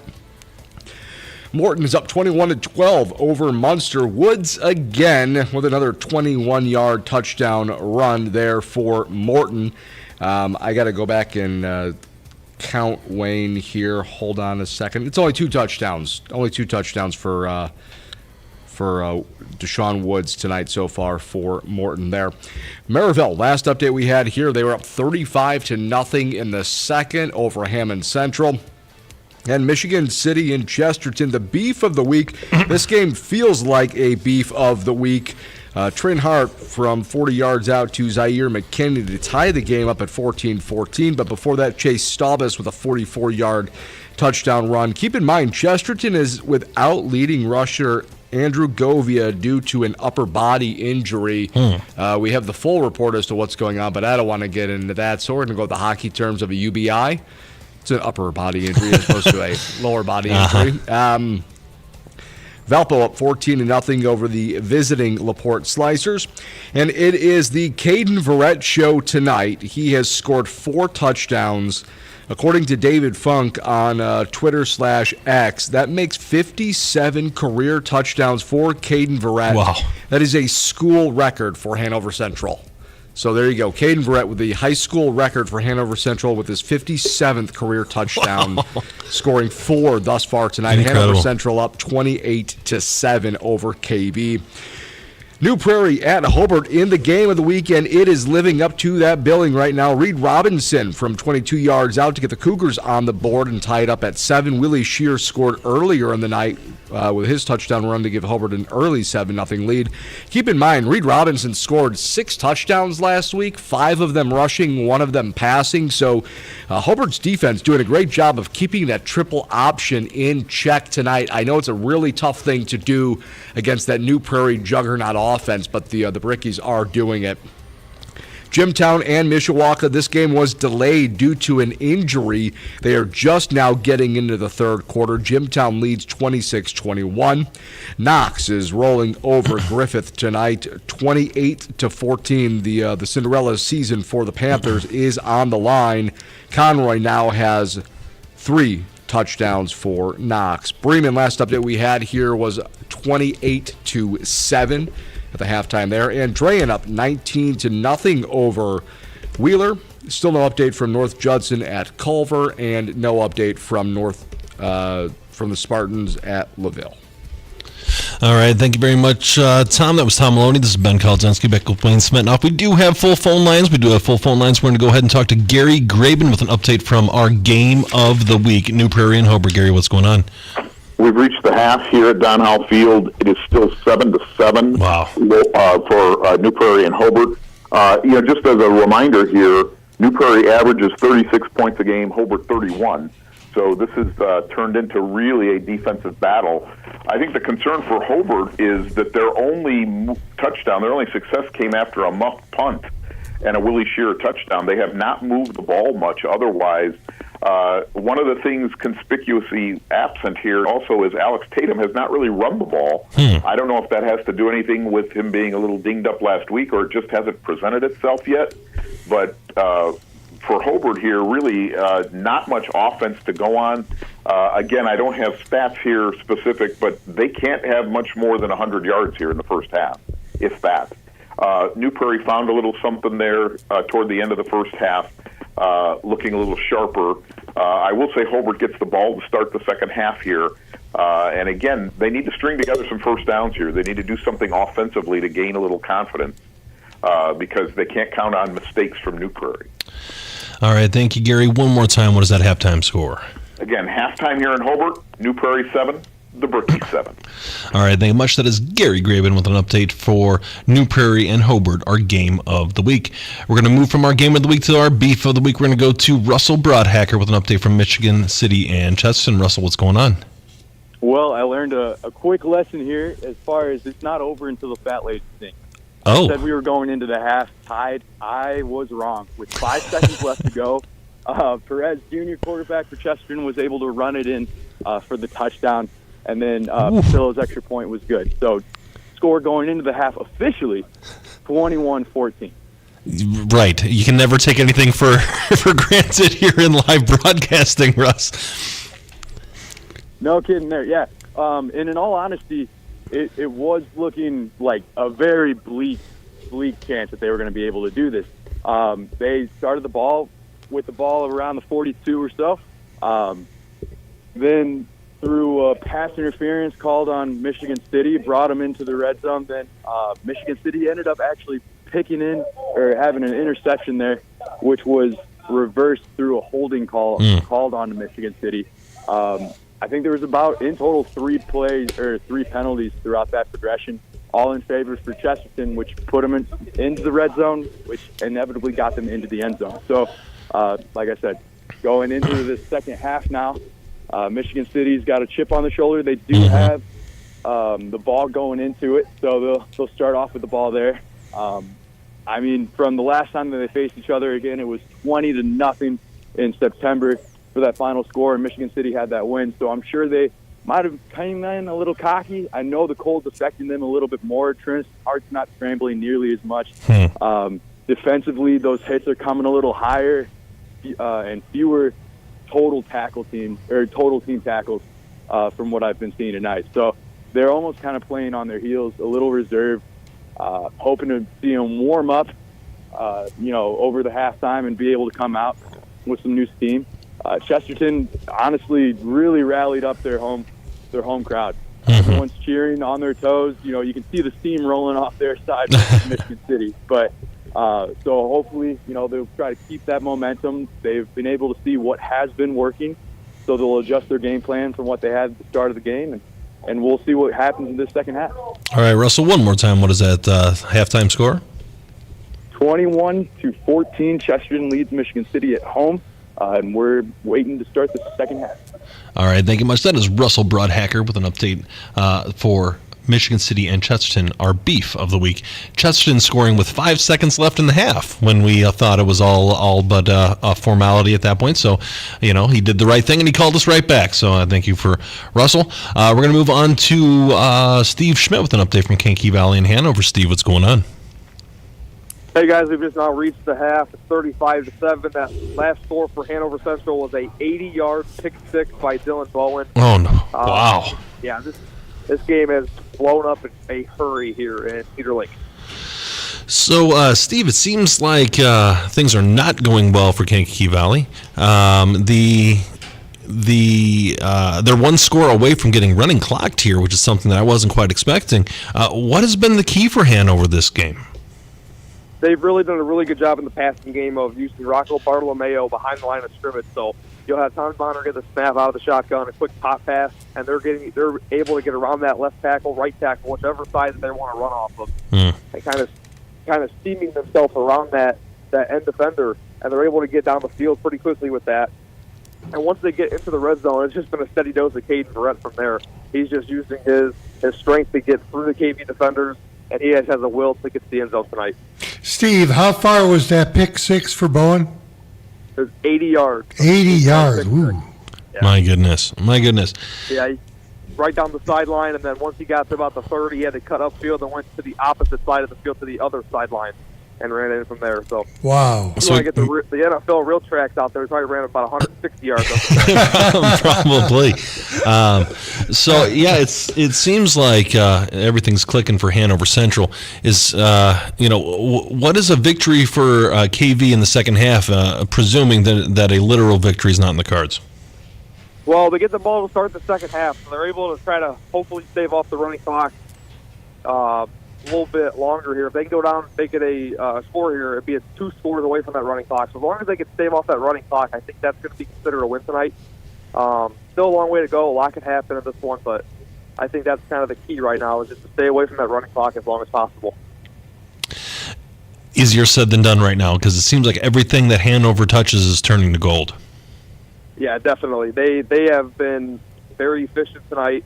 I don't even think they punted the ball once tonight, so they've had the ball in their hands and they've gone down and found the end zone. All right, fair enough, Steve. One more time, what is that halftime score, please? At the half here in Cedar Lake, Hanover Central leads the Cougars of KV 35-7. Well, thank you very much, Steve. That is Steve Smith with an update from Kankakee Valley and Hanover Central. All right, Wayne, a lot of these games are hitting that halftime thing here. What's caught your eye so far this week? Well, the game between Chesterton and Michigan City, that's been really tight. Yeah. Both teams playing pretty well defensively. But again, we talked at the beginning of the show, Michigan City's offense has to step up. Right. And right now, 21-14 with a score for Chesterton in the last 5 seconds of the half. Right, yeah.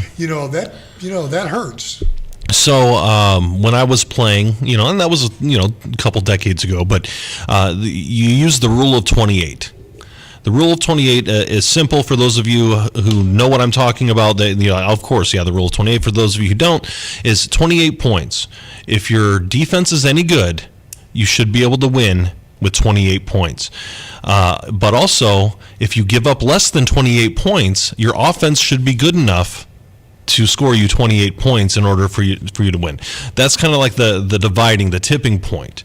If you're giving up more than 28 points or you're scoring less than 28 points, you're in trouble. Right. So right now this is going to be a 28 to 42 point game. If we use this extrapolation, right. And obviously we can do that because we're sitting in front of a microphone and in front of a camera, as opposed to, actually being out there and coaching and that. But the bottom line is both defenses need to wake up here because they're on pace to give up 28 plus each game. That's a rough situation. And for two teams that pride themselves on defense, it's kind of confusing result so far in this first half. Yeah, it really is. And when you look at Gary Graven's game, New Prairie and Hobart, 7-7. 7-7. Two teams that are averaging 28 and 34 or something like that points per game. Let's give Gary a call. I want to chat with him more about this game. Hopefully he can dip into the press box and find a quiet spot so we can, discuss a little bit more. But definitely a strange circumstance here. We said pregame and all season that New Prairie has this just, killer offense, just relentless, just score. Well, you know what? Hobart's doing something right. Yeah.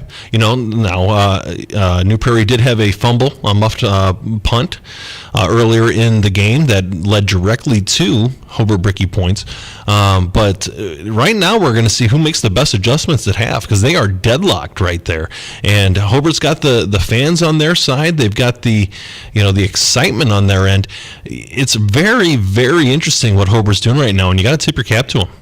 Yeah, you really do. And the fact that, Hobart and New Prairie have only scored 7. Right. Whether, it's going to probably end up who turns the ball over most, because it just looks like both Hobart and New Prairie's offense are pretty equal at this point, and the defense has stepped up on both ends. Yep. So the only thing left is it going to be a field goal game, or is it going to be a touchdown? Yeah, it's something. There's a difference. Is something going to give? We'll see what's going on. Gary has called in, but we're going to get another update before we get to him. We're going to get Ryan Sosnowski with an update from Munster, Hammond Morton and Munster. Ryan, what's going on? At halftime, Morton leads Munster 21-12. This game actually kind of started off pretty interesting. Morton started off with the ball. Evan Dennis had an interception about the 40-yard line and returned it for 60 yards. Munster went up 6-0. Munster had an onside kick as pretty much a second play and recovered it, but wasn't turnover on downs pretty much. And then there was a touchdown pass to LeBron Hill. Then Evan Dennis returned it for 83 yards. Munster had the lead to go up 12-7, and then Woods had a touchdown, and then Woods ended up getting another touchdown. So that's how the score ends up 21-12. How many touchdowns does Woods have? 3? No, 2. 2. Okay, and Dennis returned something 43 yards. Was that a interception? So Evan Dennis had a 60-yard interception return for a 6-6. Right. And then he returned kickoff return 83 yards. Sorry. 83 yards. Wow. Yeah. Okay. Heck of a day for that young man. For the junior. Yeah, no kidding. So, Ryan, we know you got your hands tied up and you're busy. Anything else you want to add before we let you get back to work? Like I said, definitely the key of the night is going to be if Munster will be able to do well passing the ball. Yeah. And for him and Morin, they got to reduce the penalties for sure. And they got to try to, they're just chipping away a little bit. At first quarter, they really didn't score much, and then they picked it up a little bit in the second. Okay. So if they keep the momentum going, and if Munster's able to pass the ball here, it turned out to be quite the game so far. All right, thank you very much, Ryan. One more time, what is that halftime score, please? At halftime at Munster High School, the Morton Governors lead the Munster Mustangs 21-12. All right, thank you very much. That is Ryan Sosnowski with an update from Morton and Munster. All right, as promised, and I know you all were waiting on the edge of your seat, we do have Gary Graben with our Game of the Week to discuss this game a little bit further. Gary, welcome back. We were just still kind of shocked about how this game has turned out in the first half. Well, I will tell you, we started here in the third quarter, and Hobart has come out with a different look here on offense. 3 wide receivers. And it has been a lot of running with Willie Shear and Alex Tatum that didn't happen in the first half. And they have moved from their own 15-yard line to the New Prairie 30. So they have already moved 65 yards on this drive with all runs. Wow. There's a jet sweep play now that's going to pick up a few. But they have made some halftime adjustments here, obviously listening to our show, I would assume, in the locker room. Clearly they're listening here, but the pace has really helped here too. Going with a little bit of a hurry up, not pure hurry up, but a little quicker pace to the line, demanding, trying to get the plays in sooner, and it really seems to have caught in New Prairie just a little bit flat-footed here on this first drive. Yeah, very interesting. A completely different look than what they saw or showed in the first half. They might have seen something on film. They've made some adjustment here, and it appears that whatever they've done is working. So far, again, they're still 27 yards out from the goal line, but again, it's something different. A big, strong run here up the middle for another first down. So they found something here in an adjustment they made in the locker room, and again, it really is the Willie Shear, Alex Tatum show here on this drive. Gary, I don't know if you have seen Hobart and their kicker, but is his range in that 20, 30-yard? Oh, and plus, is there any wind? There's actually the wind. We've had a crazy few days, but the wind is very negligible right now. I don't know what that word is in Latin, but it's negligible. Don't look at me, Gary. He is a good kicker for some of our listeners, especially if they're IU people. Bill Manilopoulos, the old Indiana kicker, is still the kick coach at Hobart. So their kickers are always very sound with a Division I coach, and his long of the year is 38. Ooh. Okay, so he has banged one in from 38 this year. I don't have misses, if he's tried anything even longer during the season. But so he's very capable once you get to the 20-yard line, and so he'll be very capable to kick. But again, I think Hobart knows they need some touchdowns here, because New Prairie is not going to be stuck on 7 for the rest of this game. Right. But they've done it so far. The other thing I've noted here is that this drive has already taken more than 6 minutes. And we talk about the limited possessions when you can grind it out on the ground. That Hobart, it's incredible here. The number, it seems like every play has had a different formation in this drive. They are really emptying the playbook with different looks here as they go here. They're going to be faced here, I believe, short here. We may get a look at Xander Langford kicking here. What's the distance? Do you know, Gary? They're at about the 15-yard line. So it'll be a 32-yarder. So this is certainly in range. Sure. If you got to hang here. Again, we can't do direct play-by-play, but if you want to hang here. I'm going to hang here, Gary. Oh, sure. Me too. Okay, I can speak Pig Latin while we're waiting. Your next segment needs to be all in Pig Latin. Is it Xander Langford? Langford, yes. Yeah. Plenty of leg on this kick, but pushed right. Oh. So it is no good. It is no good. So a drive that took more than 7 minutes off the clock, no points for Hobart. And we remain tied at 7 with 4:41 to go here in the third quarter. Oh, interesting there, Gary. We're gonna hang with you because there's no callers behind you. It seems like they're coming in bunches or they're airing out. So what are you expecting to see from New Prairie here on this drive? Well, again, we saw it at the end of the first half. I expect a heavier dose of Reed Robinson here. I think they're going to put the game in his hands. He had a huge night last Friday night. I believe he had 5 or 6 touchdowns last week. So I expect to see a lot of Reed Robinson here, trying to grind it again, taking time and going. And again, just call me Karnak. The first play is Reed Robinson running. It's almost like you know what you're talking about, Gary. Well, even a blind squirrel finds a nut. All right, Gary, we're going to actually let you go. Didn't like that joke. No, I liked it. I liked it. Wow. But we're going to... No, we're going to try to hit a break here. But we appreciate everything, and we're going to be talking with you quite a bit, and we'll see if this game goes into quadruple, septuple overtime, and you have to stay out in that chilly air. Right now, it's the fastest game based on talking with Kyle here, so you can just keep that to your thought. By the way, I have to give a quick shout-out to Lori Mack, Jim, Kathy, and Derek, who had talked to me, let me know earlier about their being loyal listeners. Oh, and great. I told them that I would let them know that in spite of the fact that Wayne makes picks and prognostications, they still listen. Hey, you know what? People are gluttons for punishment, I guess. Some people, yeah. All right, thank you, Karnak. Yeah. We'll see you later. Thank you. Sim Salabim.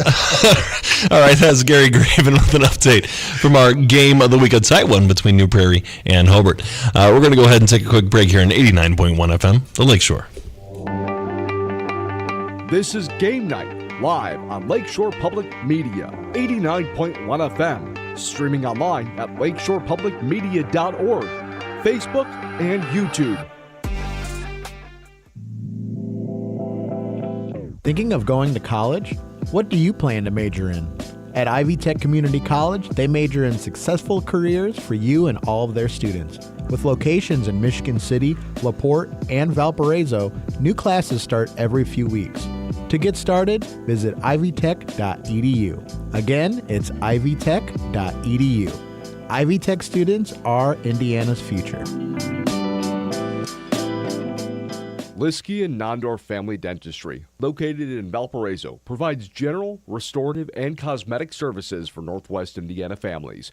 All that is good begins with a smile. Learn more at liskeyandnondorf.com. Calling all 59ers, Slicers, and Wildcats. Do you have your high school debit card yet? Show your school pride everywhere you go, whether it's Friday night lights or your Monday morning commute. Get yours today at your local Purdue Federal Credit Union branch or learn more at purduefed.com. With just days left in the 2024 campaign, former President Donald Trump continues to preemptively hammer the idea that if he doesn't win, it means the election was stolen. That's the only way we're going to lose, because they cheat. They cheat like hell. Our voting correspondent puts Trump's false claims under the microscope and explains how to tell election fact from fiction. That's on All Things Considered from NPR News. Tune in at 4 o'clock for Weekend All Things Considered here on Lakeshore Public Media, 89.1 FM. The new movie here covers centuries of stories without moving the camera. Whenever you're trying something different, there's always a fear element that it isn't going to work. And there is 5 or 6 other scenarios of completely different characters at different times. Exactly. That are wrestling with that same thematic crisis of life. Tom Hanks and director Bob Zemeckis reunite. Saturday and Weekend Edition from NPR News. Tune in Saturday morning at 7 for Weekend Edition Saturday here on Lakeshore Public Media. I'm Jesse Thorne. This week on Bullseye, we're talking with NBA star DeMar DeRozan about his new memoir and about why he joined Kendrick Lamar in making the biggest music video of the year. It's kind of like your friend asks you to do something and it's like, all right, man. Like, you know what I mean? It's more so one of those, like, cool. All right, I got you. That's on the next Bullseye for MaximumFun.org and NPR. Tune in for Bullseye, Saturday evening at 5, here on Lakeshore Public Media, 89.1 FM.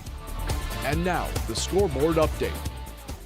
Well, if Gary Graven is giving shout-outs, I should probably give a shout-out as well. Shout-out to Owen over in Griffith right now, who is Sound asleep. That's how enthralling this show is. My 6-year-old is passed out on the couch right now after having listened to the first half of coverage from Gary and Wayne. Not you, Ben. Not you. Oh, thank you. I was worried there for a second. Well, I made the reference earlier in the evening at the half. Crown Point up 14-0, but it is a different Crown Point team in the second quarter than it was in the first quarter as the dog has woken up, so to speak. But looking ahead to next week, if they've got a Penn Kingsman team that has a running clock right now against Lake Central at home. That game would be at Penn next week, so the Dogs would have to travel to the Kingsmen, who are just putting a hurt on everybody they played this season. Again, Penn up 35-0 there. Morton at Munster tonight. The Governors up 21-12. And Hammond Central at Maryville. Maryville up 49-0 right now over Hammond Central. So the rate we're going, Maryville would actually travel to Hammond Morton next week in that game. I think, maybe, don't quote me on that. It's the bottom of the bracket, but you can't play 2 home games in a row. This is Maryville's first, so maybe it's at Maryville. We'll find out next week when the IHSA tells us how this all works. Right. Yeah. I got to take my toes off to count at that rate. Michigan City traveling to Chesterton in the beef of the week. It was 14-14, but Corey Perez rushed it in for the touchdown from 3 yards out just before the half to give Chesterton that lead 21-14 there. The Valpo Vikings up over the Port 21-0. Kankakee Valley traveling to Hanover Central, and it has been all Hanover Central tonight, up 35-7. That Drake Bowen touchdown, that 80-yard pick six, actually was a 133-yard pick six, as Bowen picked it off at the corner of the 20-yard line and the sideline, ran all the way up to about the 35-yard line of the other side of the field, then decided to sprint across 53 yards to the other side of the field before turning it back upfield to score. So about 133 yards for an 80-yard pick six from Drake Bowen. Meanwhile, the real story tonight, Caden Verrett, 4 touchdowns scored. That is 57 career touchdowns for Verrett, a school record for Hanover Central. So congratulations to that young man in a career well done, and definitely not a career that's ending tonight as Hanover Central up 35-7. New Prairie and Hobart tied at 7. You just heard the update from Gary Graben. That's probably what put my kid to sleep. Hobart settles for a field goal attempt on the opening drive, and it is wide right and no good. So 7-7 there in that one. Jimtown Jimmy's at Mishawaka Marion. Mishawaka Marion is up 27-26 on 4th and goal from the 1-yard line. Brian Osmond plunges in for the Knights, though the 2-point conversion attempt failed. This game has been back and forth all night long. I would expect more of the same going into the half here. Knox up now 34-0 over Griffith. Conroy has at least 4 touchdowns that I can count thus far tonight for Knox. So it looks like Griffith's Cinderella season might be coming to an end tonight. Last update we have here for Rensselaer Central at Bremen. The last update I had was Bremen up 28-7 at the half. And the Andrean 59ers all over the Wheeler Bearcats, 19-0 in this one. A couple of field goals from P.J. Cusack, 29 yards out, and 25 yards out. Very rarely do you get a couple of field goals this late in the season. Despite the cold, not a lot of wind play today. It was windy earlier this week, as we recall, but not so windy today, which is definitely a help to the special teams units out there. Still don't have an update for Judson at Culver, and the last update we had here, LaVille was up 35-0 over North Newton in Class 1A. Hey, Tom, real quick before we let you go, what game right now has caught your eye? You know, I think I've got to say it's Crown Point and Portage, and for all the wrong reasons. Oh, there's the update for Judson, 58-0, as it's just come across the screen here. You know, this is a Crown Point team that should be in a running clock scenario, just like Penn is against Lake Central. Right. They should be getting ready to face Penn next week. But they are quite literally in a dogfight tonight. the classic definition of a trap game. Though I think Crown Point just has a better overall team to get through it. Sure. But this is the Crown Point team that we thought had some state-run aspirations, and they might be looking at a sectional championship bounce if they're not able to right the ship quickly here going into the second half to try to get things moving. Now, granted, next week will be a completely different type of game against Penn. But for right now, this Crown Point Bulldog is got to be huffing and puffing on the sidelines, wondering why they don't have a bigger lead. All right, thank you, Tom. We appreciate that. Thanks, guys. That was Tom Maloney with Scoreboard Update. This is Ben Kolodzinski. I'm with Wayne Svetanoff, and I want to say thank you to Pepe's for taking care of the game night crew this evening.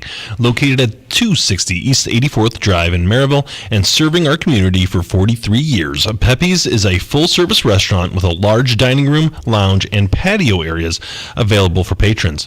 The Espinoza family, owners of Pepe's in Maryville, would like to wish all of our local teams the best of luck this postseason. I really enjoyed their dinner tonight. What about you, Wayne? Oh, I always do, and I love the fact that they really do a nice job of making those tacos. Sure.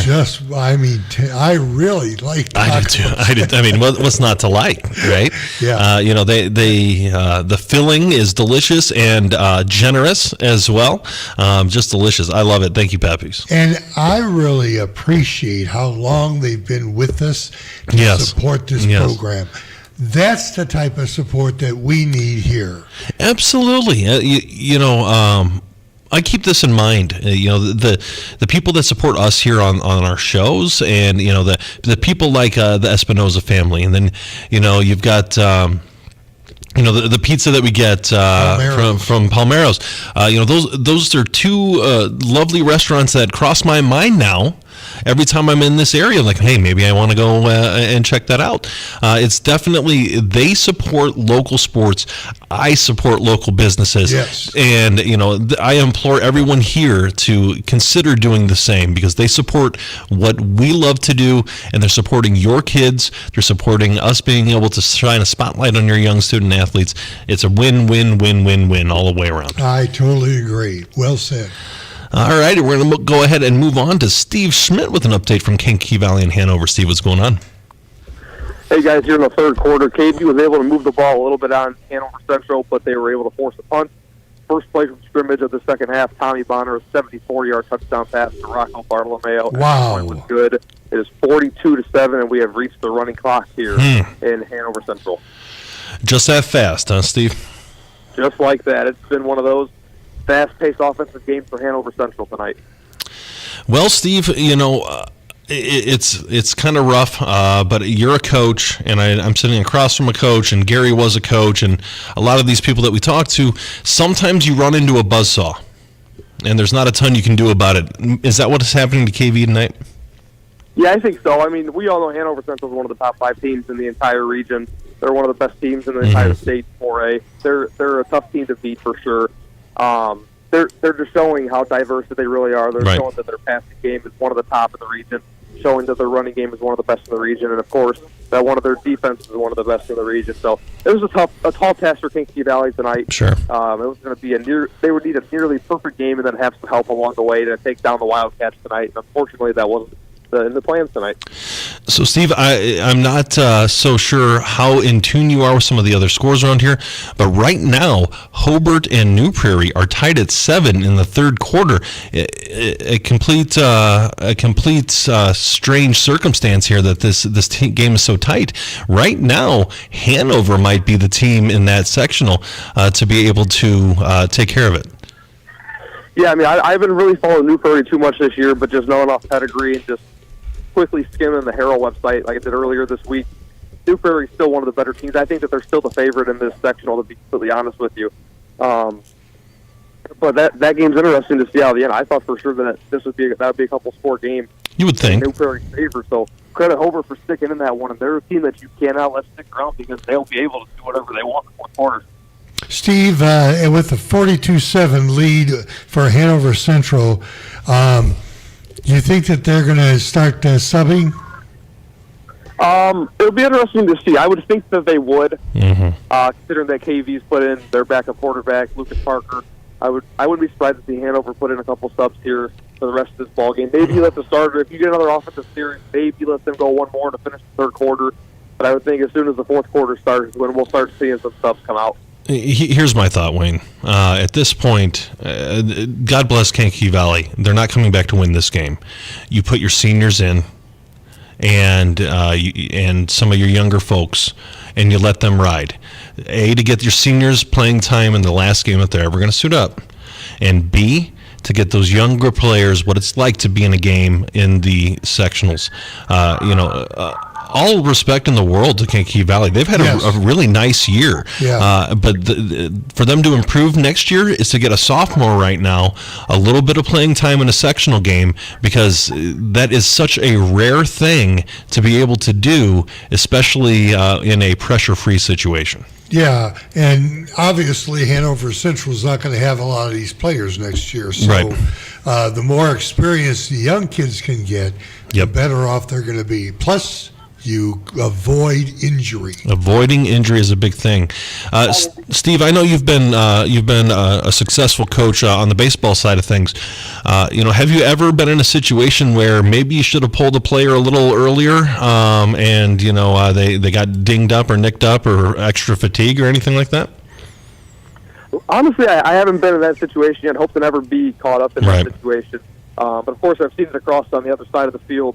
It's never a fun thing to see. So, especially in the playoff side of things right now, you never want to see an injury ever, but especially in the playoffs. So, I wouldn't be surprised to see some of these backups coming in for both sides here real soon. Yeah, as soon as it becomes pretty much academic at that point, I'm a big favor of putting in those backups.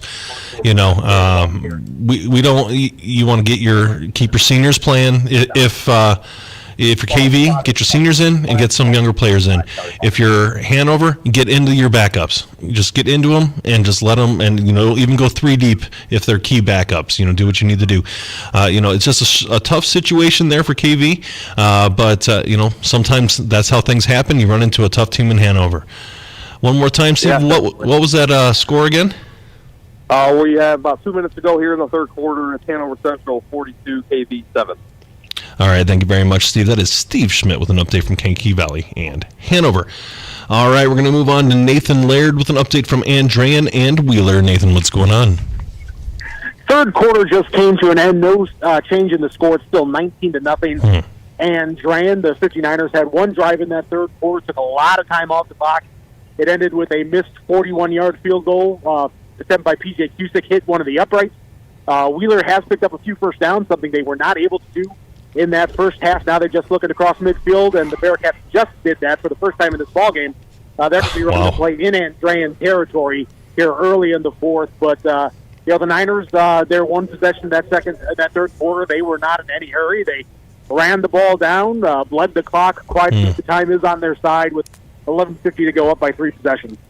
What has happened with Wheeler's offense, Nathan? Has Wheeler been able to move the ball, or is this Andrean defense just too much? This Andrean defense is really smothering. Wheeler did have 3 first downs in that third quarter, and like I said, they didn't have any in the first half. Klimchak had a few nice passes, short passes, anything deep. Andrean is not allowing Wheeler really anything at all deep. They're getting some good pressure on Klimchak. So it's kind of some short rollout passes are starting to work a little bit for the Bearcats. The running game is picking it up just a little bit, but nothing at all deep. And Andrean's doing a great job open field tackling, both when Wheeler does complete a pass and when you get a running back in space. So Ortiz has not really done anything? No. Wheeler's passing game has been almost non-existent, to be honest with you. Okay. So, Nathan, did I hear you correctly when you said that it's the fourth quarter and Wheeler just crossed the 50-yard line for the first time this game? That is correct. They're now facing 3rd and 8 from the Andrean 42, and this sequence here is the first time they've been running plays in Andrean territory all night long. Wow. My goodness. Your head has to go off to the 59er defense here. They've been outstanding tonight, just flying to the football. But their offense is taking care of business too. They scored 19 points. They're in position to bleed this clock out, and they're almost certainly going to win this game. What has been the key on the offensive side, Nathan? It's been running the football. Brady Ellis has taken to the air a few times. They haven't been able to get a consistent passing game going. It's running the football. Ethan Reyna, who had that 49-yard touchdown run, has had a good night. They've lined Jimmy Finley in the backfield a few times, something I haven't seen out of the team all season long. That sometimes he gets some end arounds, but lining him up in the backfield is different. Number 9, Brady Stovall's gotten a handful of carries, taking him for some big gains as Wheeler's going to go for it on 4th down here. But really controlling the clock and running the football has really benefited Andrean. And on 4th down, Klimchak's going to get stacked by a host of 59ers, including Rocco Allegretti in there, Vinny Zupon, a freshman, in there as well. So the Andrean defense steps up once again. They let Wheeler cross midfield and then forced, for the second time, forced Wheeler to turn it over on downs. All props in the world to the defense for the Andrean 59ers. This Wheeler offense is high-powered. This is a really impressive offense. Yeah, they are, and you see the stats they put up all season. That passing game, the rushing game has been really good as well. Yeah, this is an Andrean defense. I talked to one of our assistant coaches, one of the Andrean assistant coaches. I got to say, can't say R, sorry. It's all right. It's all good. Maybe I could say R, but talked to one of the Andrean assistant coaches. He said this defense is fired up. They knew this challenge. They see the stats. They see the box scores and everything and all the film, and they were fired up for this game, and they're making a statement here tonight. All right, fair enough. Nathan, one more time, what is that score and time update, please? With 10 minutes to go in the ball game, it is Andrean 19, Wheeler nothing. All right, thank you much. That is Nathan Laird with an update from Andrean and Wheeler. All right, we're going to go back to Gary Graben for an update from our game of the week. We've got New Prairie and Hobart. Gary, what's going on? On the first play of the 4th quarter, New Prairie had to punt, and it was partially blocked by Hobart. Ooh. They were able to recover the ball on the New Prairie 41, and then Max Pickett was the running back of note on this drive. They converted 2 different 4th and 1s as they ground their way down to the end zone, culminating with a Max Pickett 6-yard touchdown run. Extra point good, 14-7. Wow. 14-7, Hobart. Although I have to tell you, New Prairie with a huge kickoff return here. We'll get to that in a second here. 14-7, Hobart over New Prairie with 6:41 to go here in the game. So 2 4th and short conversions. Yes, and again, this was not Willie Shear here on this drive. It was Max Pickett. Doesn't seem like anything's wrong. Maybe it was just a drive off, and Max Pickett was ready and fresh, and he looked fresh, really running hard. Not many big plays, but just continuous positive yard plays. This kick return for New Prairie is all the way into Hobart territory at the Hobart 42. So New Prairie starting with a short field here. So Andrew's got a question for you, Gary. Yeah, Gary, have they thrown the ball at all in the second half, Hobart? Maybe twice. There was one incomplete and one complete pass I can remember on that last drive, but it is mostly run plays here. Okay, because I'm watching it on the IHSA Champions Network, and I see them line up in the shotgun with 3 wide, like you mentioned earlier, and ring out the shotgun every play. I'm like, well, you guys could throw it a couple times to really catch them off guard, but if the run's working, keep going with it. But I think the idea there, Andrew, was they wanted to spread that New Prairie defense out so that they could run with not 10 or 11 bodies in the way. And that's what they've been able to accomplish here with success. Again, there was one pass, a slant pass that gained about 10 yards on that last drive, and I think one incomplete pass. But this is, again, the grind of this game is all physical, basically physical running plays. And again, we're going to see here as we go down to the stretch here, New Prairie just had an incomplete pass on a pretty deep ball they just threw there. But again, this game is being proverbial run and won in the trenches. Yeah. We have built New Prairie up as this super powerhouse. Well, you know what? You got to prove it now. This is put up or shut up time. And don't get me wrong, New Prairie has been successful. They've been down to state here recently within the last couple of years. This is a really good program, and they're really well coached. But you know what? Right now, they're losing in the 4th quarter. It is time for New Prairie to do what they need to do, or Hobart is going to really flex their muscle and take this game away from them. Reed Robinson with a big 15-yard run on this last play, so they are now at about the Hobart 25. So, again, answering with the big kick return and a successful first offensive series here as they go. And, again, when you look at this New Prairie formation, they're spreading guys out, too, kind of the same theory, I believe, trying to get that Hobart defense to cover more of the field rather than just between the hashes. Yeah, very interesting chess match that they have going on in this game here, Gary. And you can tell these are two really well-coached teams. You know, they're kind of moving that pocket around the areas of attack. It's a very interesting dynamic that they have going on there. Definitely so. And, again, both defensive staffs did incredible jobs preparing for this game. You know, we say this all the time in the playoffs. Somebody's going home. Right. These are two good teams that had certainly great defensive game plans here for tonight's game. You know, this is where the kick from Langford earlier really could make a difference. Yeah, certainly so. Again, it's going to be interesting to see here because this game is so fast-moving. The clock's ticking down. We're at only 4:30 left in this game. Wow. And so we are moving incredibly fast, and you start to wonder, you know, is this New Prairie's last possession of this game? Very well could be. You know, the way this game has gone, they've only had 2 possessions in the second half, and they were both 3 and outs. Wow. So this is their 3rd possession, and they have, you know, started with a good field position and gotten a first down here. But the way Hobart's running the ball, the way this clock is moving, New Prairie needs to get something here.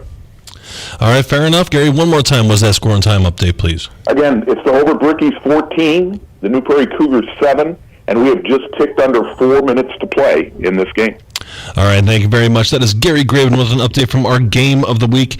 New Prairie trailing Hobart 14-7 with under 4 minutes to go in the game. We do have full phone lines. Let's move on to Russell Broadhacker with an update from Michigan City and Chesterton. Russell, what's going on? Hey guys, so the third quarter just wrapped up. It was 21-14. Chesterton still leading Michigan City. We got a score update now, though, looking to be 27-14. Ooh, okay. Then that was just called back. Holding from Chesterton, that's what we were all waiting for, a little bit of laundry out on the field. But this is the first time Chesterton in the second half has been in the red zone. They were starting there off the 18-yard line. Perez opted to keep it. I've been seeing a lot of that as well. He's using his wheels alongside number 10. I misspoke earlier. It's not Declan Mayer out there. They do have number 10s for two number 10s for Chesterton, but Chase Daubus is being utilized often as a ball runner throughout the evening. But right now they're facing a 1st and 20 on their own 29. Throughout the second half, Michigan City's defense, Chesterton's defense has really just been the tail of the tape. Michigan City's, when they opened up the second half, that progression led to a 4th and 25 to punt. Chesterton had a very similar situation. It was 3rd and 28, then it came down to a 4th and 11 forced to punt. So defensively, they're just holding tight on the lines. The flats coverage for both Chesterton and Michigan City are great. The DBs are going head-to-head and just jamming the receivers pretty much right off that line. And for both the offensive play schemes that I've been seeing in the evening, Michigan City loves to have that outside run with E. That's just been met at the line or behind the line of scrimmage consistently. McKinney's been able to run the ball up the middle. It just seems to be those 33 dives that are getting some yards for both sides, Michigan City and Chesterton. So when they keep it up the middle, we got a dogfight going. And in the air, it's just really, it's a 50-50 shot for both sides. Tristan Hart's not really connecting with his receivers downrange as he's been known to kind of do. Just out of reach, just a little too high, or holding on to it a little bit too long and kind of thrown into the dirt. Not seeing too many passes out of Perez, but the few that I have, he has been able to link up for about 8 yards. He's thrown a 20-yard bomb out there a few times, but he's mostly running right now, which with an arm that he's got, we'll see what he does here in the fourth quarter. All right, thanks, Russell. One more time, what is that score and time update, please? Right now it is 21-14, Chesterton over Michigan City with 10 minutes left to go here in the game. All right, thank you very much. That is Russell Broadhacker with our Beef of the Week, Michigan City at Chesterton. All right, we're going to move on to Mireille Fernandez with an update from Portage and Crown Point. Mireille, what's going on? Well, first of all, Crown Point is up 21-0 against the Portage Indians, starting to solidify a win here late in the third quarter. 37 seconds left. There's been a lot of laundry on the field later in this game. This whole third quarter, I don't even know where to start. Portage had the ball. They had a sack. It was like 2nd and 15, and then they get a false start, another false start, and then Crown Point gets unsportsmanlike, and it's 3rd and 5. They pick up the first down, and then they cannot get another first down after that, and end up punting the ball. It's been such a back-and-forth game in terms of when Crown Point's defense is upstood. I'm really impressed by Portage's offense. They just haven't been able to finish drives, and I think that really is the reason, they're down 21 points. They've been driving very well. Now, keep in mind, they only were able to get 122 total yards on Crown Point in total last time they met. I'm sure they've doubled that by now, but the only problem is they haven't been able to punch it in. Very interesting. Go ahead, Wayne. Ray, who scored that touchdown? Was that Allison again? Yeah, it was a short run by Allison. Okay, so that gives him 2 on the night? Yep, and then Zimborski has 1. Lucas Zimborski had a double move, and it was great play there. But, Crown Point defense, it looks like, so it's 4th down, so 3 and out for Portage. Uninspiring effort for them after, allowing a score. So now their defense has to come out there, probably still tired from that really long Crown Point drive that just, that just happened. So, we'll see what Crown Point can do. Hopefully start pulling away from this game if you're a Crown Point fan. And if you're a Portage fan, the fourth quarter is about to happen and time is ticking on your season. All right, thank you much, Ray. One more time, what is that score and time update, please? Absolutely. With 28 seconds and counting, the Crown Point Bulldogs lead the Portage Indians 21-0. All right, thank you much. That is Ray Fernandez with an update from Portage and Crown Point. All right, we're going to go back to our game of the week. This game is coming down to the wire. We've got Gary Graven with an update from New Prairie and Hobart. Gary, what's going on? Quite the drive by New Prairie here as they push down the field after a good kickoff return. On a second down play, a beautiful design play with a pass over the middle just off the receiver's fingertips. Eventually, New Prairie was faced with a 4th down and about 1.5 yards. They ran a sort of a beautiful inside reverse play. Hayden Scott, 6-yard touchdown run for New Prairie. They opted to go for 2, and the tush-push play worked. It is 15-14. New Prairie over Hobart with exactly 2 minutes left on this clock. Oh, my goodness. That is incredible. So New Prairie has stormed back and taken this lead on a 2-point conversion. I'm going to tell you, Reed Robinson looked like he was not going to be denied on this drive. He was really going hard. And again, the beautiful play call on that 4th down play, it was a bunch formation, everybody in tight, but they actually kind of used that to their advantage and sort of, like I said, an inside reverse play where he went untouched the end zone along the right-hand side. I'd love to see a replay of that, if we can cue that. Hopefully our guy Joe does such a great job. We'll see. I know we're not, we haven't shown that replay here quite yet, but we'll get there. The thing is, though, what kind of cojones does Coach McKim have going for 2 there? He could have extended this game with an easy PAT, but now it's do or die. And now Hobart has to score. He put the pressure on their end. I think New Prairie felt they had, sorry about that, Wayne, they had the advantage there. They had Hobart a little bit on their heels. So instead of risking something in the kicking game, just go ahead, do the tush-push. He's a strong guy, and the push was pretty easily. If, again, Joe can get that up, too, for a highlight, you'll see that. Yeah, we're working on that. I think they got a little technological issue here trying to fill that out. But, Gary, what do you expect to see here from Hobart on this drive? Well, again, as Andrew mentioned in our last update here, not a ton of passing here. A side note here, Hobart has already used 2 timeouts. Oh, that's bad news. One was actually kind of an interesting one when they had one of those 4th and 1s on their last drive. They went to the line and just sort of stood there, didn't really even try to draw them off, and then took a timeout, and then they went for it anyway on 4th down. So that was a little bit of one maybe that was wasted. And then they took one on defense here as New Prairie was pushing down the field to just get a blow, I think. Yeah, we just got that reverse replay shown, and that is an incredible play call. It was very compact. It was very quick hitting. I can see why that play worked very well. And they hadn't shown it all evening. So again, it was obviously this is the first New Prairie game I've done this year, so I don't know if they run that in other games, but they had it at the exact right time, the exact right call. And they just showed that tush push as well. There was no denying that play. They wanted that play. So Gary, I want you to stay on the line, if you could, please. We're going to go to Mireille Fernandez here to get an update from him, but we're going to be coming back to you as this game goes final here shortly. Okay? Got it. All right, we're going to move on to Mireille Fernandez with an update from Portage and Crown Point. Mireille, what's going on?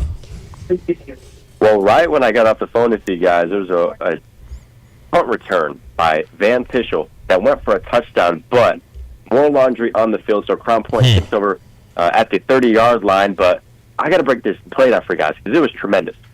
Imagine goal line formation. You have a couple of tight ends on the right side, a tight end on the left, and then two halfbacks or tight ends in the backfield. It looked like a goal line play at the 30. Portage brought the heat up front. They were running sort of a bear. They had 5 defensive linemen, outside linebackers coming down. Noah Ehrlich says set. All 5 of those guys in the backfield, in the goal line formation that weren't playing offensive line, went out wide. It was 5 wide. Portage didn't have any time to adjust. And Noah Ehrlich hits a wide open Trevor Gibbs over the middle, and he walks into the touchdown zone. That's wild, Mireille. That's wild. That type of creativity is exactly what you need. So I hate to cut you short here. We do have one game going down to the wire. Right now, what is your score and time update, please? Absolutely, no problem. It's 28-0, and there's 4 seconds left here in the third. All right, thank you very much. That is Mireille Fernandez with an update from Portage and Crown Point. All right, we're going to pause for 1 second for our station identification. You're listening to Lakeshore Public Media, 89.1 FM, WLPR FM, Lowell. Your home for local news, traffic, weather, sports, and more. Streaming online at lakeshorepublicmedia.org. All right, now that we have properly identified ourselves, my name is Ben Kolodzinski. This is Wayne Svetanoff, and we're going to talk to Gary Graben with an update from our Game of the Week, New Prairie and Hobart. Gary, what's going on? Again, 15-14, New Prairie over Hobart. We're in the final 47 seconds, and Hobart faces a 4th and 10 in their own side of the 50 here. So I'm going to convert here. They're coming out of a timeout here. The teams are both at the sideline right now. So again, one of the plays they tried was a very deep pass from Tatum that he threw a good 45 yards into one-on-one coverage, but actually was more likely to be intercepted. It was batted away. But again, this is the critical play coming up here for Hobart. You let it all hang out here. Yep, 4th and 10. Again, with 47 seconds, they need to get past the sticks here and then start moving. So, Gary, Hobart hasn't really shown much passing this game. You figure the ball's got to be in the air, right? That's correct, especially without the fact that they're out of timeout. Right. And they did complete a beautiful pass here to the out to get the first down. Okay. So they have moved the sticks here. Connor Stafford on the reception there of that pass. So they are on their own 41-yard line, their own 41. So they got a long way to go here to get into field goal range with 40 seconds left. But like you said, their kicker does have a leg. Now, he did miss earlier in the night, but that was a 38-yard attempt. So he had plenty of leg. It was a 32-yard attempt, but his long is 38. But the kick that he missed was easily a 40-yarder that he distance-wise. So they need to have some sort of realistic chance. They need to get down to at least the 25 here. So they need to pick up 34 yards, 30 to get into that range. That's quite a bit here. And New Prairie's defense is going to be pinning their ears back, and they're going to be bringing heat from their front four. They did on the first play, too. That was a lot of pressure, incomplete. Yeah, we've There's going to be a procedure penalty here, I think, on Hobart. Man, there just appears to be, Hobart's, they're in their own head right now, it appears. Their body language isn't right. They seem to be panicking. I'm not entirely sure that they were expecting to, A, be in a game this close, and then, B, having the game, the control of this game taken away from them at the last possible moment. It's a very strange dynamic there for them. This is a tough spot for a 14 to 18-year-old kid. It sure is. And again, they needed that one stop on that last drive, didn't get it. So we're going to see here on this play again,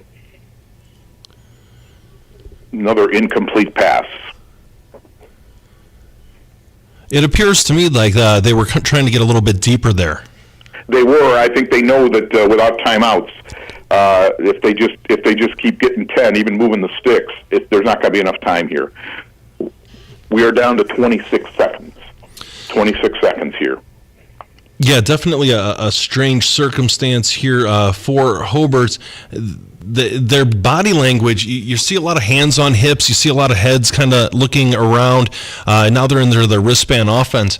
It's a very uncomfortable feeling for Hobart, but then again, sometimes being on edge, puts you in position to, take advantage and succeed. I think, again, the problem, they haven't had any really success passing the ball here tonight. So I think that's where the confidence level is probably a little bit low. But sometimes you just need a break. You just need somebody to miss a coverage. I've been told that there was even a last-second Hail Mary play in the last week that was famous.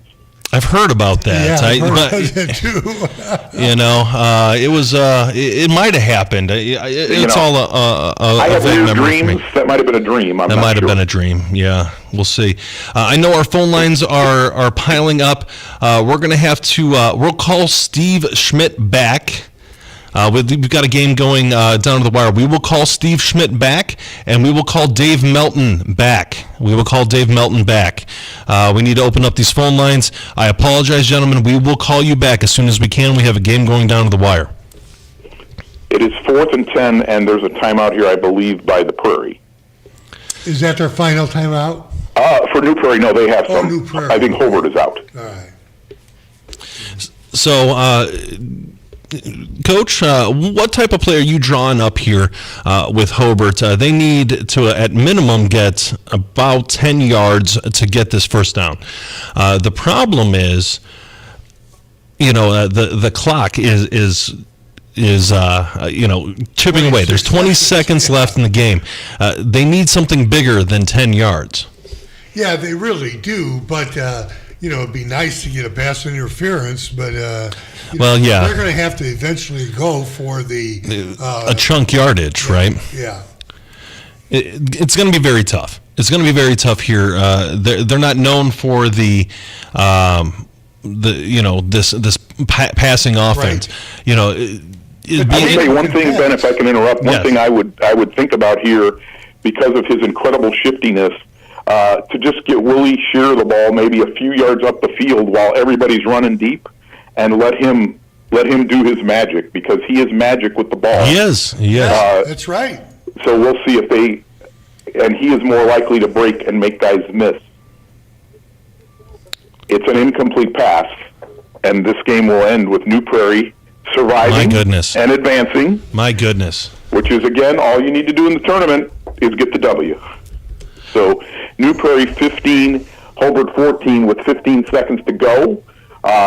New Prairie will be hosting Hanover Central next Friday night, assuming that score holds. That score is going to hold, Gary. Assuming that score holds. Yes. What is your takeaway from this game? A great effort by Hobart. Again, a sophomore quarterback who got a little banged up last week, playing a really physical, well-coached defense here from New Prairie. I think for New Prairie, probably you're going to talk to Coach McKim, I'm sure, sometime during the week. They're probably a little disappointed that the offense didn't get more done here, because they're probably going to have to get more done next week with Hanover coming to town. But I think, again, you take the win. It was on the road. New Prairie gets to move further. And Hobart actually, again, tough season as far as starting off rough, getting better, as we talked about. Key players coming back next year. Alex Tatum coming back. Our man, Mr. Cash, coming back next year.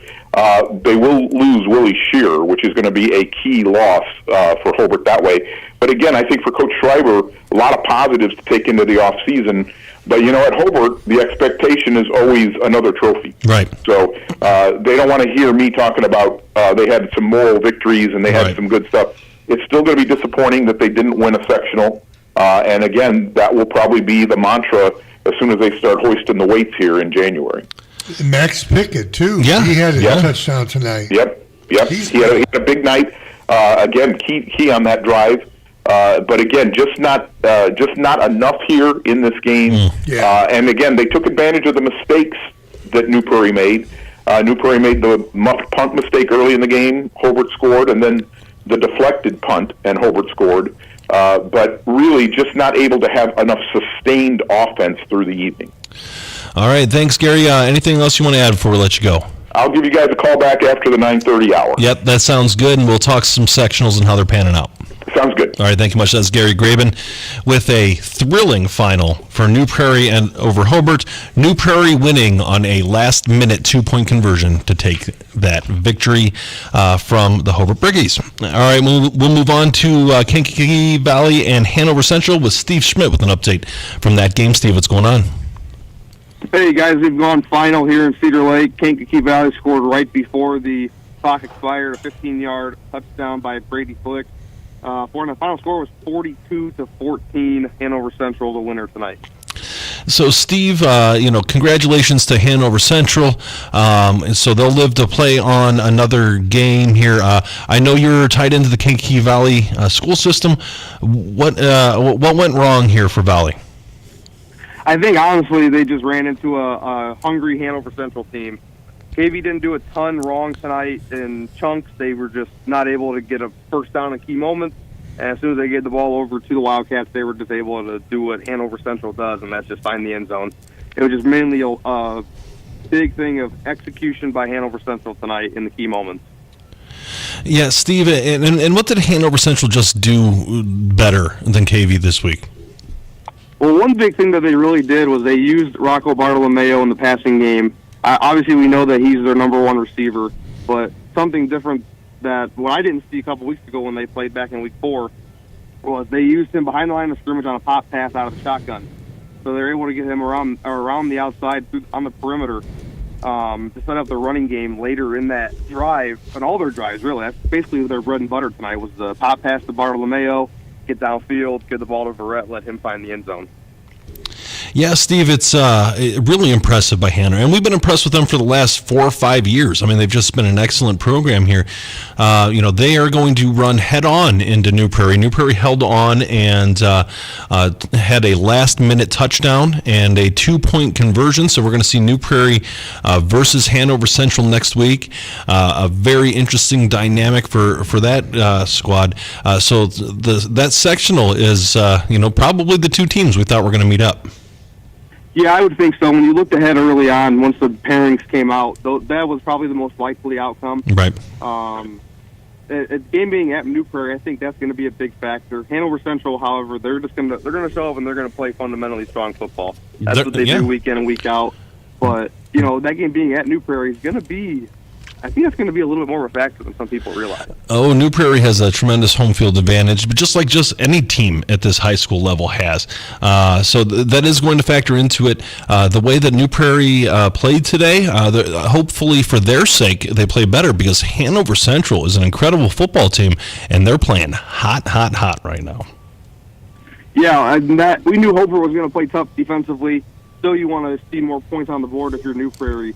But I think this kind of a game for them, I obviously didn't hear too much about the game other than Kevin Driscoll giving us some score updates here in the stadium here in Hanover Central. But, Hobart's a strong team fundamentally. They are. Defense. You expected that to be a closer ball game, which is what we got tonight. But if you're New Prairie, you want to get more points on the board. If you're Hanover Central, you want to keep scoring as many points as possible. I mean, even here late in the game, once they put all their backups in, they were still throwing the ball late, working on some stuff. You could tell with all the JV guys and backups in. But they're still working on a few plays, trying to see what could work for them next week because they know running into New Prairie is going to be tough. Yeah, but this is the matchup that we were all kind of waiting for, and hopefully, it'll live up to the billing next week. So, Steve, this is you've been calling all of our Kankakee Valley games for us, every game this year. Any last words that you have for Kankakee Valley and their season before we let you go here for tonight? Honestly, it was a fun season to watch this year. Being out here on the field this year as opposed to being in studio, different perspective, obviously. But it was fun to watch. Kirk Kennedy, one of the best head coaches in the region for football, always willing to talk football with me whenever we see each other in the weight room and passing, and just whenever, all the time. Just fun team to watch. They're going to have to replace a lot next year, though. Mm-hmm. Quarterback Diego Arroyo, running back Marco Castro, number one receiver Adrian Etchman, top tackler on defense Braley Weaver. They're going to be losing a lot of guys next year, so it's going to be, I don't know if it's going to necessarily be a rebuilding year, but it's going to have to be a year where guys have to step up quickly. All right, thank you much, Steve. We're looking forward to how things progress for you. I think we still have some correspondent work for you next week if you're interested. That sounds good to me. All right, thank you much. That is Steve Schmidt with an update on Kankakee Valley and Hanover. All right, we're going to move on to Nathan Laird, who has a special guest for us here on the show. Nathan, what's going on? Hey, guys. Andrean got the win tonight, 19-0 over Wheeler. The defense was outstanding tonight. Wheeler only crossed the 50-yard line on one possession in this ballgame. Never really got in scoring territory at all. And offensively, special teams, Andrean dominated the game. And big part of it tonight was by the guy I'm going to hand the phone to, Jimmy Finley, who had a great game on the offense with a rushing touchdown and some big special teams return. So I'm going to hand the phone over to Jimmy. Great. Hello.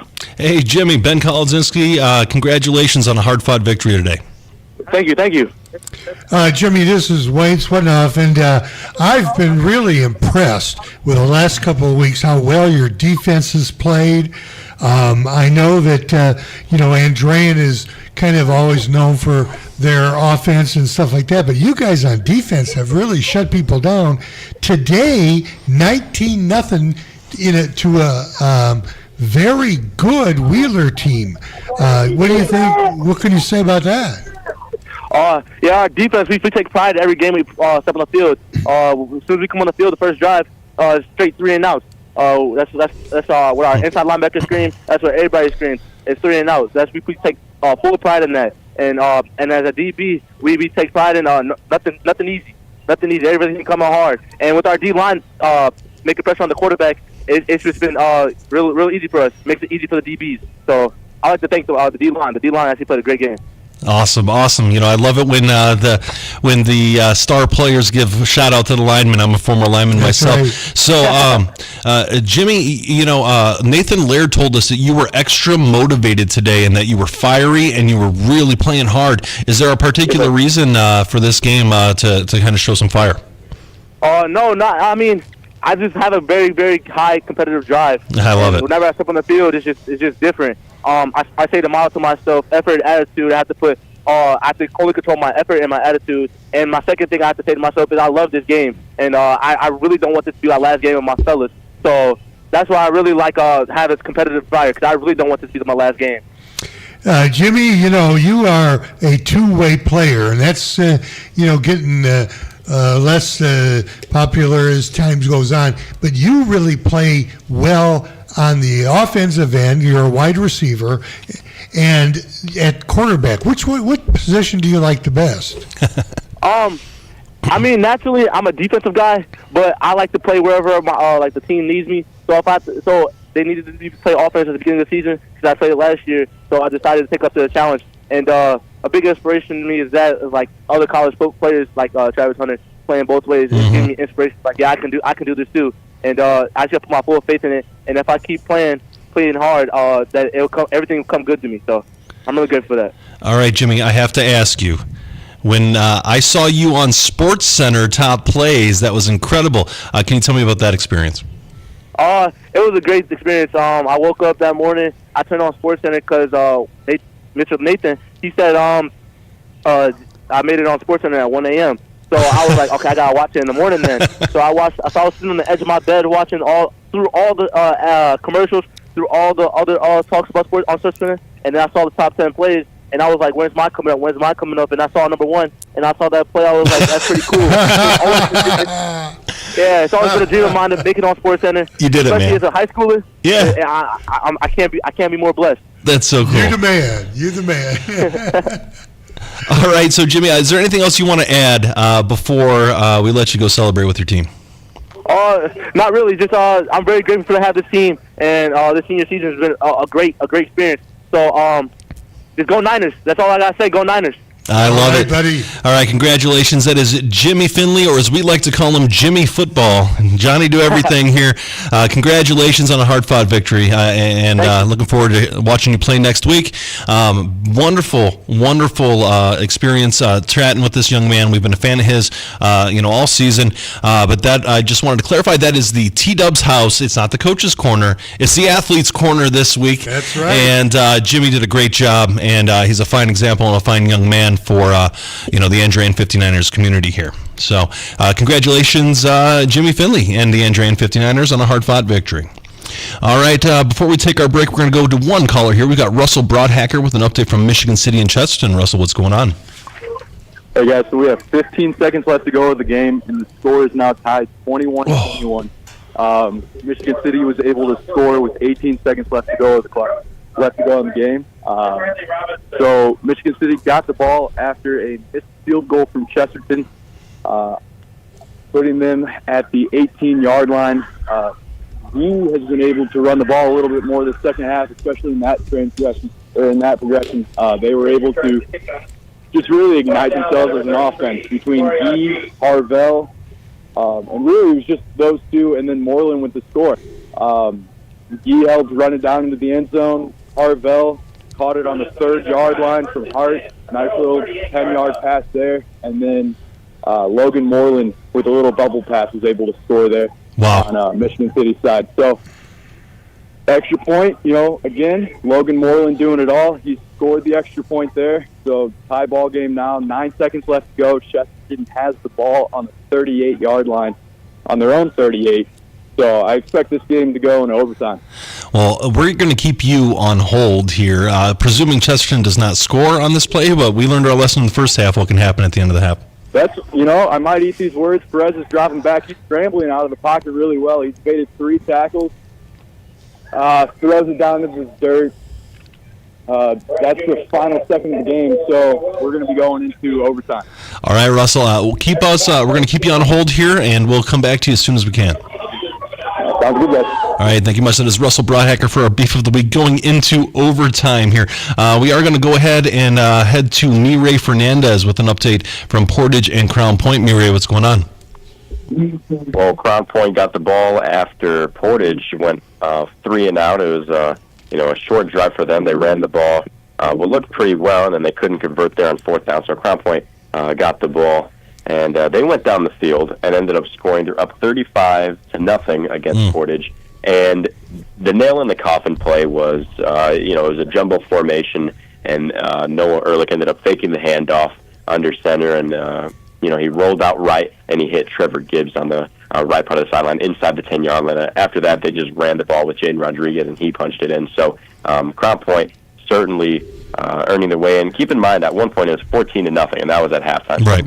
It's impressive for Crown Point to face the adversity and realize that, hey, we got to do more, and that's exactly what they did. The defense pitching a shutout so far, even though there are 21 seconds left here and counting, and but for Portage, it slipped through their fingers. They had a state championship finalist in Crown Point, and they had him within 14 points, and they let him go. And, props to the Bulldogs for, stopping their offense, and, holding their defense. And Crown Point now, the clock hits triple zeros, and Crown Point has won this game against the Portage Indians 35-0, and they're going to be moving on to face, I'm assuming, Penn.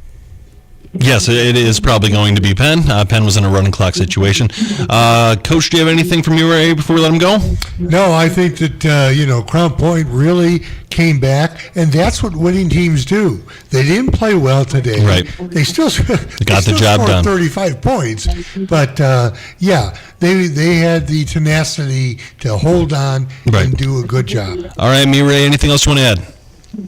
I mean, yeah, absolutely. A couple of things here. So last year we played Penn, and it came down to a blocked extra point. Right. Seamus Molaski, if you guys recall that, 1 point game. So Crown Point certainly has a lot to clean up. It's not just like they're going to be in the film room. Right. They're going to be on the field practicing, and like they have to. But congratulations to the Portage fans, Portage players, a tremendous season.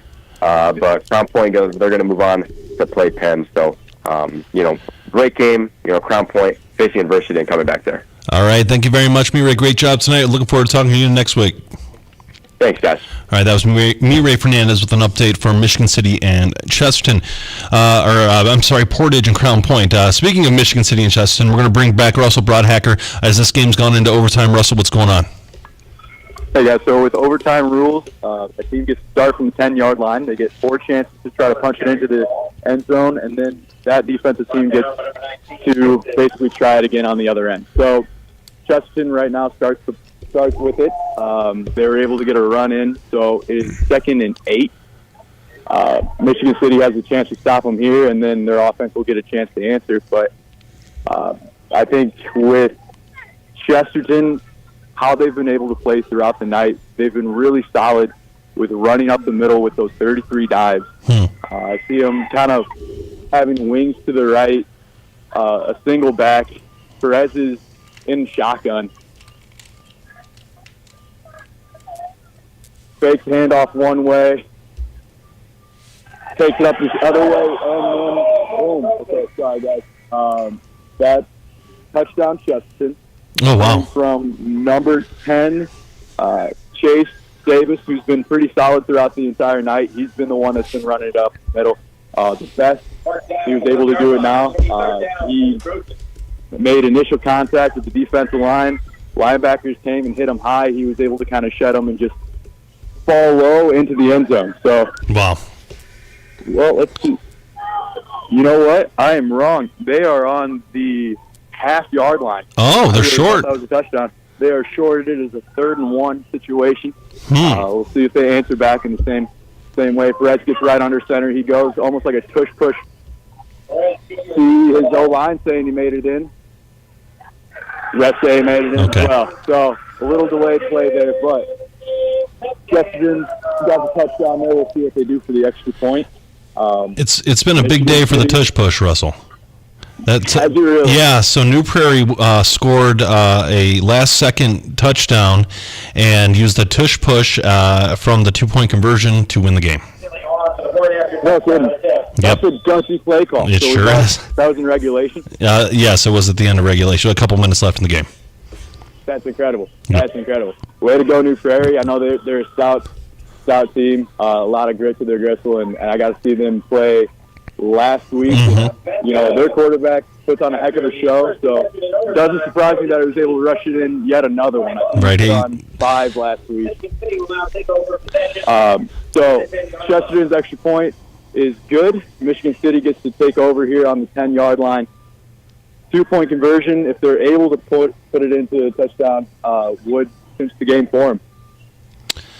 All right. Now, do you guys know exactly who they'd be playing next week just yet? They would be playing Hanover Central.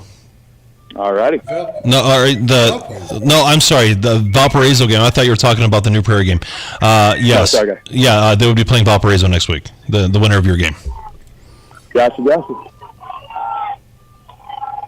Hart is in shotgun, drops back to pass. His pass is incomplete to McKinney. He was under double coverage. McKinney was able to jump over the corner and just kind of reach his arms around him, but the corner did a great job of kind of creating that separation between Hart and McKinney. Just really standing his ground there. Hart's again lining up in shotgun. He's got 2 receivers to his right and a receiver to his left. Gee is in the backfield. Now, what I saw more so in the fourth quarter than I had throughout the game is they've been giving the ball to Gee, and he's actually been able to produce some yards there. But he steps back to block, hard pass, goes incomplete, straight to the hands of McKinney in the back of the end zone. There's a flag. It looks to be on Michigan City. Holding. Oh, no. Declined, and we're looking at a 2nd and 10. Or illegal shift. Illegal shift, okay. So 3rd and 10. Yeah, if that was holding, that'd be catastrophic at this time. I would agree. Not too many penalties on Michigan City here in the second half. I know they had 10 in the first, but I think they maybe had 2. Hard throw to the end zone, to the hands of McKinney. So it all comes down to this, Russell. So it is a 4th and 10. Hard 0 for 3 attempts in the air tonight. Honestly, Chesterton's home crowd are just absolutely electric. They've been electric the entire night. Michigan City's fans have chirped a little bit here and there. It's been kind of cool to see them go back and forth. They're talking to each other. They see the game. It's definitely a beef of the week kind of situation. It comes down to this. Hart fumbles the ball. Chesterton recovers. Chesterton's going to be playing Valparaiso next week. Wow. Michigan City, helmets off, heads down. This is a heartbreaker for them. I know they've played a heck of a season. I got to see them probably the most of any of the other teams throughout this season, and they definitely deserve to go further, but there can only be one victor, and that's Chesterton tonight. They really battled back from that 20-0 loss against Michigan City that happened earlier in the season, and just showed who grew the most this year, and really who was able to put all of their tools together and put something and make something happen. So they're excited. Great home win for them. Yeah. And congratulations to Chesterton. Both teams played great tonight. Hey, who's the Chesterton kid that scored the final touchdown? Let me check here. I want to say. Okay, go ahead. Not Perez. I'm sorry. I want to say a lot of things. No, that's Harvell. Oh, it was right at the end of the first half. And I want to say that was Raffin. No, I meant the overtime. Overtime. Oh, the overtime one? Sorry, guys. I did not jot that one down. It was Perez. Perez on the quarterback sneak. Perez. All right. Yeah, notes are definitely my lifesaver, especially when things are cold and hands are shaking. I'm moving around just trying to get friction going. Ray doesn't want to run all the time. So even more kudos to the coaching staff to be able to keep everything together, all their moving parts together, and being able to execute a program to this level and with this kind of consistency and persistency. So, again, congratulations to Chesterton. Perez did an amazing job throughout the night. I know he's the secondary coming in and having to fill some big shoes, but he was able to really be dynamic throughout the entire night. He was on the ground running well. He was also throwing it up in the air. So, as far as filling that position, he did a great job and really led his team well.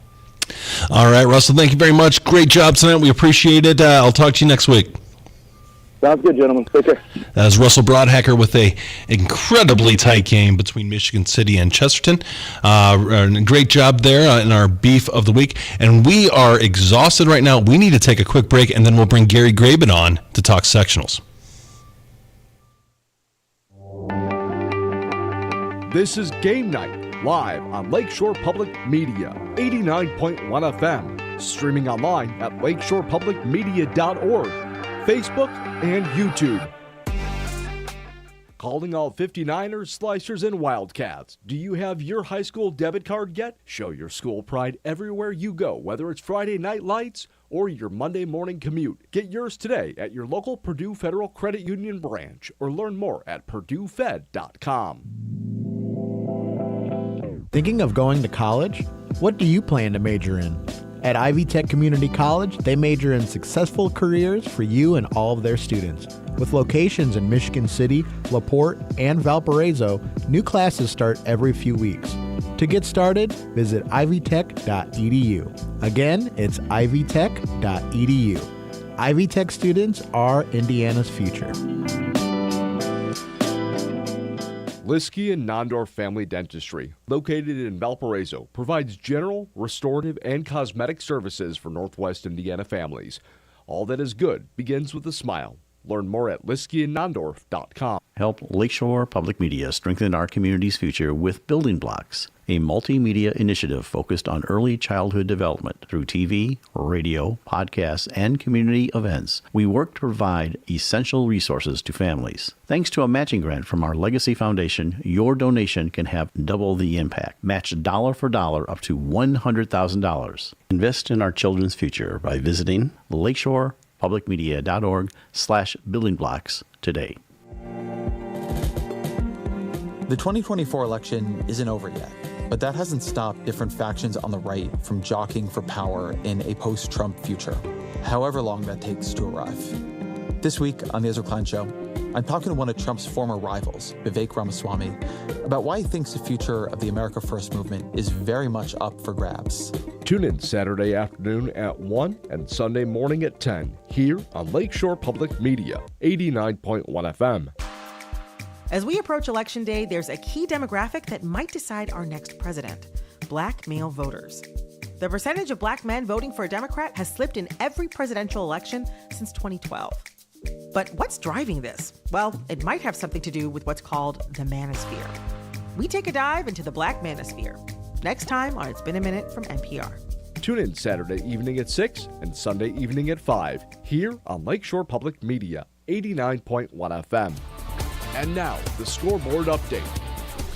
Well, we are final across Northwest Indiana. Good Friday evening. I'm Tom Maloney. Crown Point Bulldogs, the final score, 35-0 over the Portage Indians, though Portage held Crown Point to only 14 points in the first half, but eventually Crown Point would make its way to a running clock there. Meanwhile, Penn was all over the Lake Central Indians tonight. They were victorious 35-0. That game was a running clock in the third quarter there. And Crown Point now travels to Penn next week in the sectional championships. In Class 5A, Sectional 9, the Morton Governors hold off a late push from the Munster Mustangs to win 35-20. At one point, Morton was up 21-20 after a Munster touchdown and two-point conversion being converted, but the Mustangs not able to stop the Governors' offense from scoring twice in a row to put that one away. Maryville, meanwhile, absolutely routed Hammond Central 63-6 there in that sectional championship game next week. Maryville travels to Morton. And you just heard the call. The beef of the week in overtime. The Chesterton Trojans are victorious 28-21 as they defeat the Michigan City Wolves. The Wolves scored with 15 seconds left in the game, capping off a 98-yard drive to tie the game at 21 apiece to force overtime. But it was Perez with a quarterback sneak from about the half-yard line to give the Trojans the lead, and the ensuing possession for the Michigan City Wolves, they were sacked on fourth down and thus ending the game on the strip sack. So with that now, Chesterton will travel to Valparaiso next week as the Valpo Vikings were victorious 35-7 over the LaPorte Slicers. Looking ahead to Sectional 17 in Class 4A, Kankakee Valley traveling to Hanover Central, and my player of the night, Caden Verrett, scoring 4 touchdowns all in the first half. With those 4 touchdowns, 57 career touchdowns scored for Verrett, which is now a school record for Hanover Central. And the Wildcats are victorious 42-14. They will play the winner of New Prairie and Hobart. That game, Hobart took a 7-0 lead thanks to a Willie Shear touchdown run in the game of the week. Reed Robinson, who scored almost over a half dozen times last year, tied it up at 7 games apiece from 22 yards out. Hobart goes for a field goal to take a late lead, but it's pushed wide right on a 32-yarder. They end up scoring on a 6-yard Max Pickett touchdown run later on in the game to take a 14-7 lead, but it is New Prairie who drives down late in the fourth quarter thanks to a Hayden Scott jet sweep from the 7, untouched into the end zone, and Reed Robinson's 2-point conversion. The tush push was good to give them a 15-14 lead. Hobart's offense not able to do anything in retaliation. The Cougars hold off in the game of the week to defeat Hobart 15-14. New Prairie will host Hanover Central next week. Jimtown Jimmy's traveling to Mishawaka Marion, and this game was back and forth all night. Mishawaka Marion holds it off for the victory, though, 34-26. They will play the winner of Knox and Griffith. And the Griffith Panthers, playing from behind all night, their Cinderella season comes to an end at the hands of Knox, 66-28. Mishawaka Marion travels to Knox next week in Class 3A Sectional 25's championship. 2A Sectional 33, Bremen taking on the Rensselaer Central Bombers. It was all Bremen tonight, 38-7 there.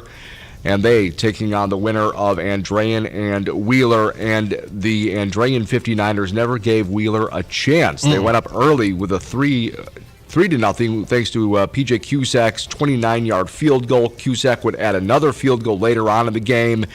And Jimmy Finley, who we heard from at the end of the night as well in the coach's corner, the player's corner at T-Dub's house. The Andrean 59ers victorious 19-0.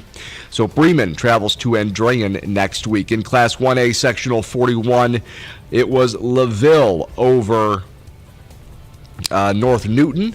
And it was North Judson over Culver. LaVille now travels to North Judson in the 1A Sectional 41 championship there. So the matchups are set for next week, guys, and we have a great slate of games that we will be covering.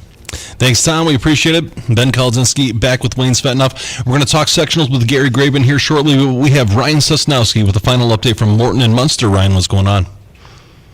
The final score at Munster High School, Morton beat the Munster Mustangs 35-20.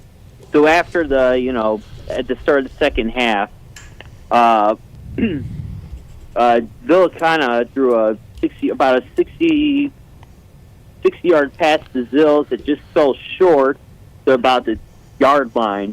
And then Villicana scored on the legendary push to get the touchdown. The 2 points conversion was good by Max Lazinski. Then Martell Kelly scored a touchdown that kind of put the game away. And like I said, Morton beat Munster 35-20. What was the key to the game, Ryan? The key to the game was for Morton was just being able to run the ball. Munster had difficulty stopping the run. And then for Munster, like I said, their defense was the key. Of the 20 points, 2 of those were just from one was a kickoff return, and then the other one was an interception. So, did Evan Dennis actually have 2 pick sixes or just 1? No, he had the kickoff return for 83 yards and then the pick 6. Okay. Well, all right, Ryan. We appreciate all your hard work, and we know you're doing double duty tonight. Anything else you want to add before we let you go? No, that's it. Thank you guys for everything, for what you do for high school sports. Thank you, Ryan, and we appreciate all your help this year. Yep, no problem. That's Ryan Sosnowski with an update from our Morton and Munster game. All right, we've all been waiting in bated breath and on the edge of our seats for Gary Graben. We're going to talk some sectionals, Gary. Thanks for joining us again. My game ended so early, I am sitting in my living room. You made it all the way home. I am sitting in my living room. My goodness. The taunts of overtime games from you two. Well, we had Russell carried that burden for you this week. Yes, and my game was almost an overtime game, but luckily New Prairie went for 2 to make the decision in regulation. Well, for us Northwest Indiana fans, it probably wasn't the ending we wanted, but it definitely got you home early, so that counts for something. Well, again, it's all about me. It is. It always is. So let's go ahead and talk some sectionals here. We're going to start with the big boys and head down south, and head to the smaller schools. So we're going to go ahead and talk. Crown Point is going on the road to take on the Penn Kingsmen. That's going to be a rematch from sectionals last year. Mirai, I think, set the stage well with that blocked extra point from last year. Right. But this Crown Point team seems better, and this Penn team maybe not quite as good as last year. I mean, I know Crown Point's going to have to take the long ride, but even despite the sluggish start for Crown Point tonight, I think they are still clearly the favorite. Yeah, I would imagine, too. I'd agree with that. Definitely a circumstance where they're awfully tough, and even if they had a rough start to this game, good teams just win anyways. Well, they do, and again, as much as Portage was able to hang in there, Portage wasn't scoring. It was at 14-0. Realistically, the game was already in hand for Crown Point because they're just not giving up touchdowns like that. So again, taking control early. And really sending the message that teams just can't score on them. We talk about their offense a lot, then defense, really good. Coach, anything else you want to add about that game? No, I thought that Crown Point, probably Coach Buzz is not going to be real happy. But still, good teams find ways to win. And Crown Point in the second half came back pretty well. Yes, they did. All right, we're going to move on to one of our 5A sectionals that impacts Northwest Indiana. We're going to move on to Maryville and Morton. Maryville looking awfully tough here, Gary. Well, again, we joke about this being the Maryville Invitational, but it truly is. I mean, Maryville is just clicking really well now. Morton, obviously, I don't think they expected to have a close game with Munster tonight. Right. Maybe they're looking ahead. But again, I think this is a game. There's a lot of rivalry on social media between Morton and Maryville, I'm told, because the flip phone doesn't get social media. But that there's a lot of talking between those two schools. So I think one of the things will be keeping your composure in that game next week.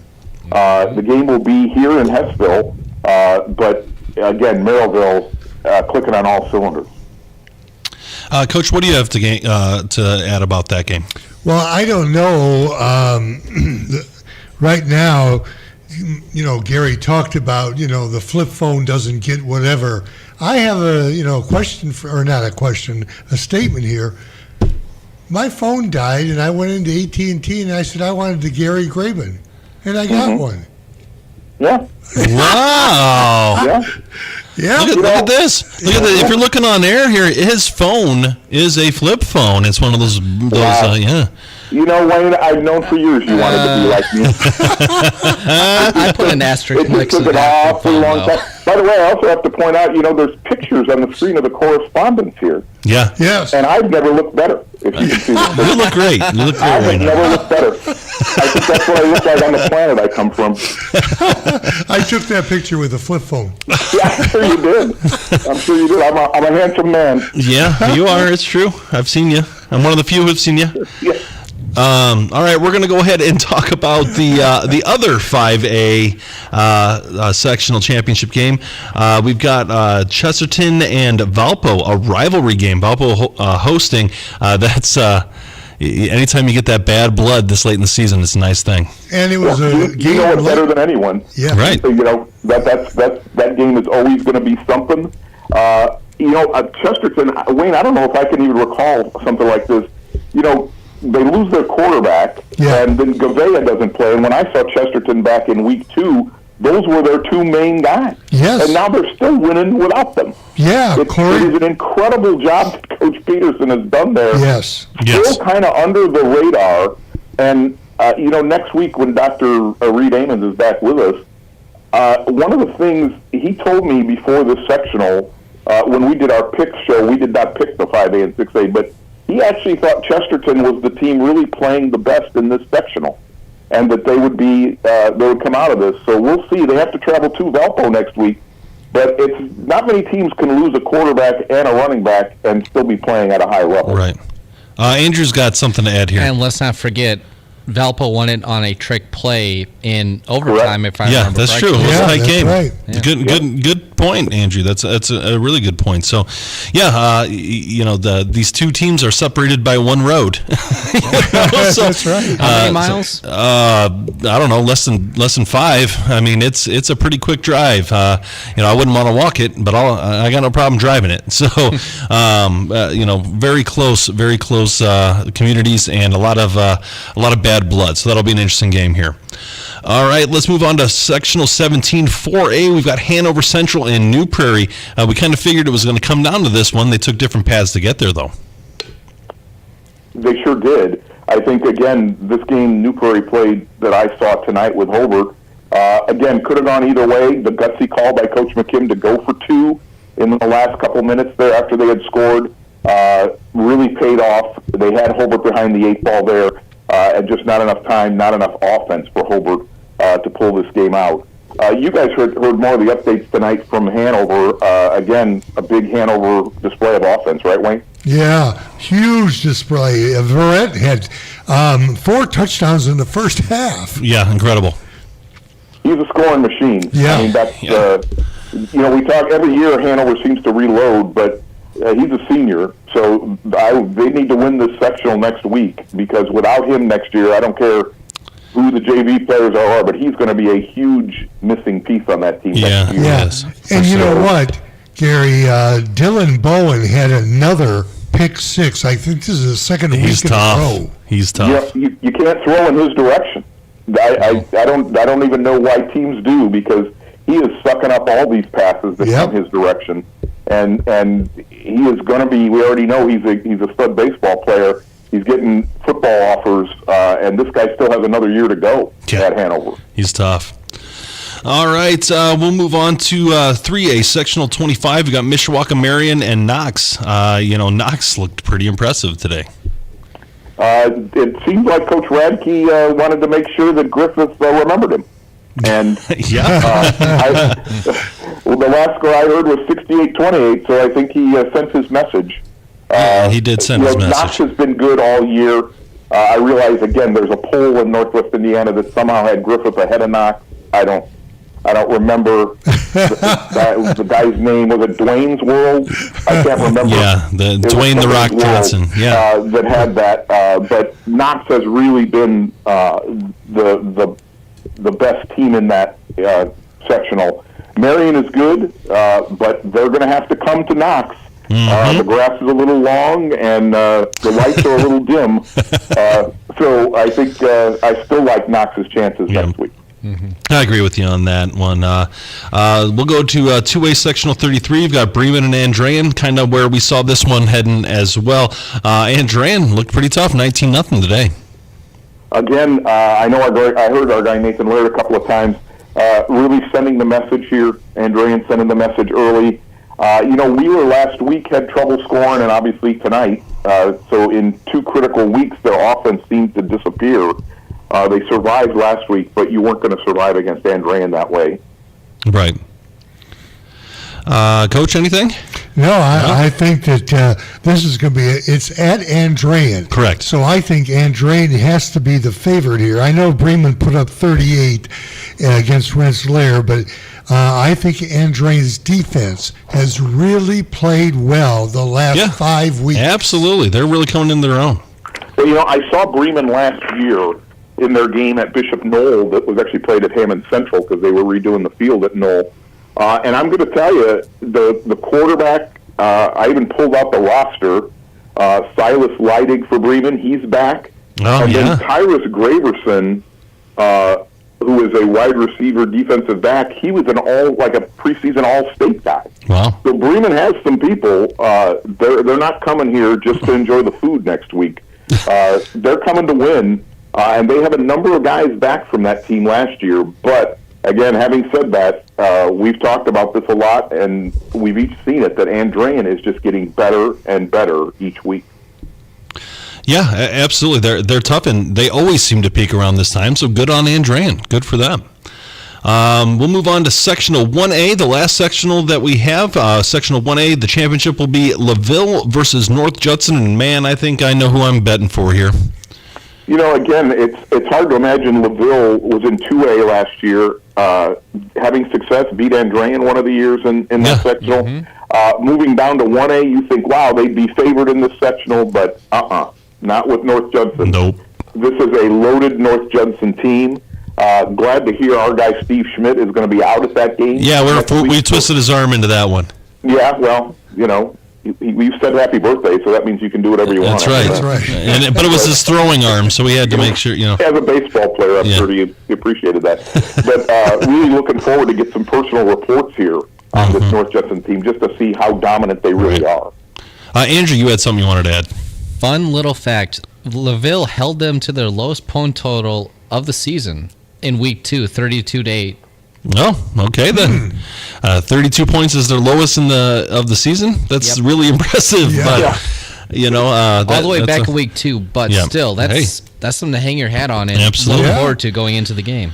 Coach, anything else you want to add about that? Nope. I think the Judson's on its way to the Dome, and they will win it. I tend to agree with you on that one here, Wayne. All right, so next week we have 1, 2, 3, 4, 5, 6, 7 games being covered, and I'm going to try to think about which game will be the game of the week. Let me think about this for a second here. All right, we've got Crown Point and Penn. Yeah, maybe that could be game of the week. We've got Maryville versus Morton. Yeah, that could, you know, they're playing for a sectional championship, for crying out loud. We've got Chesterton and Valpo, huge rivalry, also playing for a sectional. Beef of the week. Yeah, maybe we'll see. We've got Hanover Central versus New Prairie. That could be the game of the week. We've got Mishawaka, Marion, and Knox. That one could be the game of the week. We've got Bremen and Andrean. That could be the game of the week. We've got LaVille and North Judson. That could be the game of the week. Man, I'm scratching my head here, Gary. What are your thoughts? It sounds like you're running for office. You can't make up your mind. I can't make up my mind, and I'm speaking in circles. So you're an election winner there, but I really think the answer to this, Wayne, hopefully you'll go along with this, I think they're all games of the week next week. I agree. Every game is the game of the week next week. I finally figured it out. Thank you, Gary. You just needed to nudge me in the right direction. So, for people taking score at home, we have Crown Point at Penn. That'll be our game of the week. We have Maryville at Morton. That will also be our game of the week. We've got Chesterton at Valparaiso. That will be our game of the week. We've got Hanover Central at New Prairie for our game of the week. We got Mishawaka Marion at Knox for our game of the week. We've got Bremen at Andrean for our game of the week. And we have LaVille at North Judson for our game of the week. I think you nailed it, Gary. I think it's right on the money. You know, between you speaking Latin tonight and Wayne getting a flip phone, this is we're killing it. A monumental night for the Lakeshore. We are killing it. All right, Gary. So while I have you here tonight, I know that you only covered the one game, but you listened to our program in transit and all that stuff. We're going to go around the room right now. We're going to go about our surprises of the night, but we got to be real quick with these, okay? And then we're going to go to do our final rapid fire scores. So let's start off with Wayne. What was your surprise of the night? I would really pick Chesterton and Michigan City because it was a great game. Yeah, it was a great game. It was an awesome game. Incredible. Andrew, what was your surprise of the night? I got to roll with the game of the week. Gary's game. Yeah, Gary's game was pretty awesome there. That the way that game came down to the end there, it was just it was incredible. Gary, what is your surprise of the week? Well, during the evening when you're trying to catch scores, you're listening. There was one moment tonight where my eyebrows went over my forehead, and it was when Munster was only losing by 1 to Morton. Yeah. Yes. We don't talk a lot about Munster. Obviously, they only had a few wins this year, but that team has gotten better, and Coach Robinson there has done a great job. They were missing a couple of players tonight too. I don't know if Ryan, at least in the last update, I don't know if he told you guys, but they were missing some players. Really? And yet they hung in this game tonight and persevered. And when you're an underdog like that, and you don't have many wins, and here comes the team with Division I athletes, that is my surprise tonight. Is just that they were able to hang in that game with Morton. Yeah, I agree with you on that. My surprise of the night here this week is how tough Portage played for at least the first half of that game, and into the third quarter. That game had all the opportunity to be a 48-0 at half type scenario, but no, Portage buckled down. They never took the lead, but they played within themselves, and they kind of had Crown Point struggling there for a little bit, and it's a really impressive performance, even though it was a loss by the Portage Indians. All right, Gary, we're going to let you go. We're going to talk to you next week. Anything else you want to add before we let you go? No, it sounds good. Great job tonight, guys, and it was really great to have some games going down to the wire. Yeah, it was fun.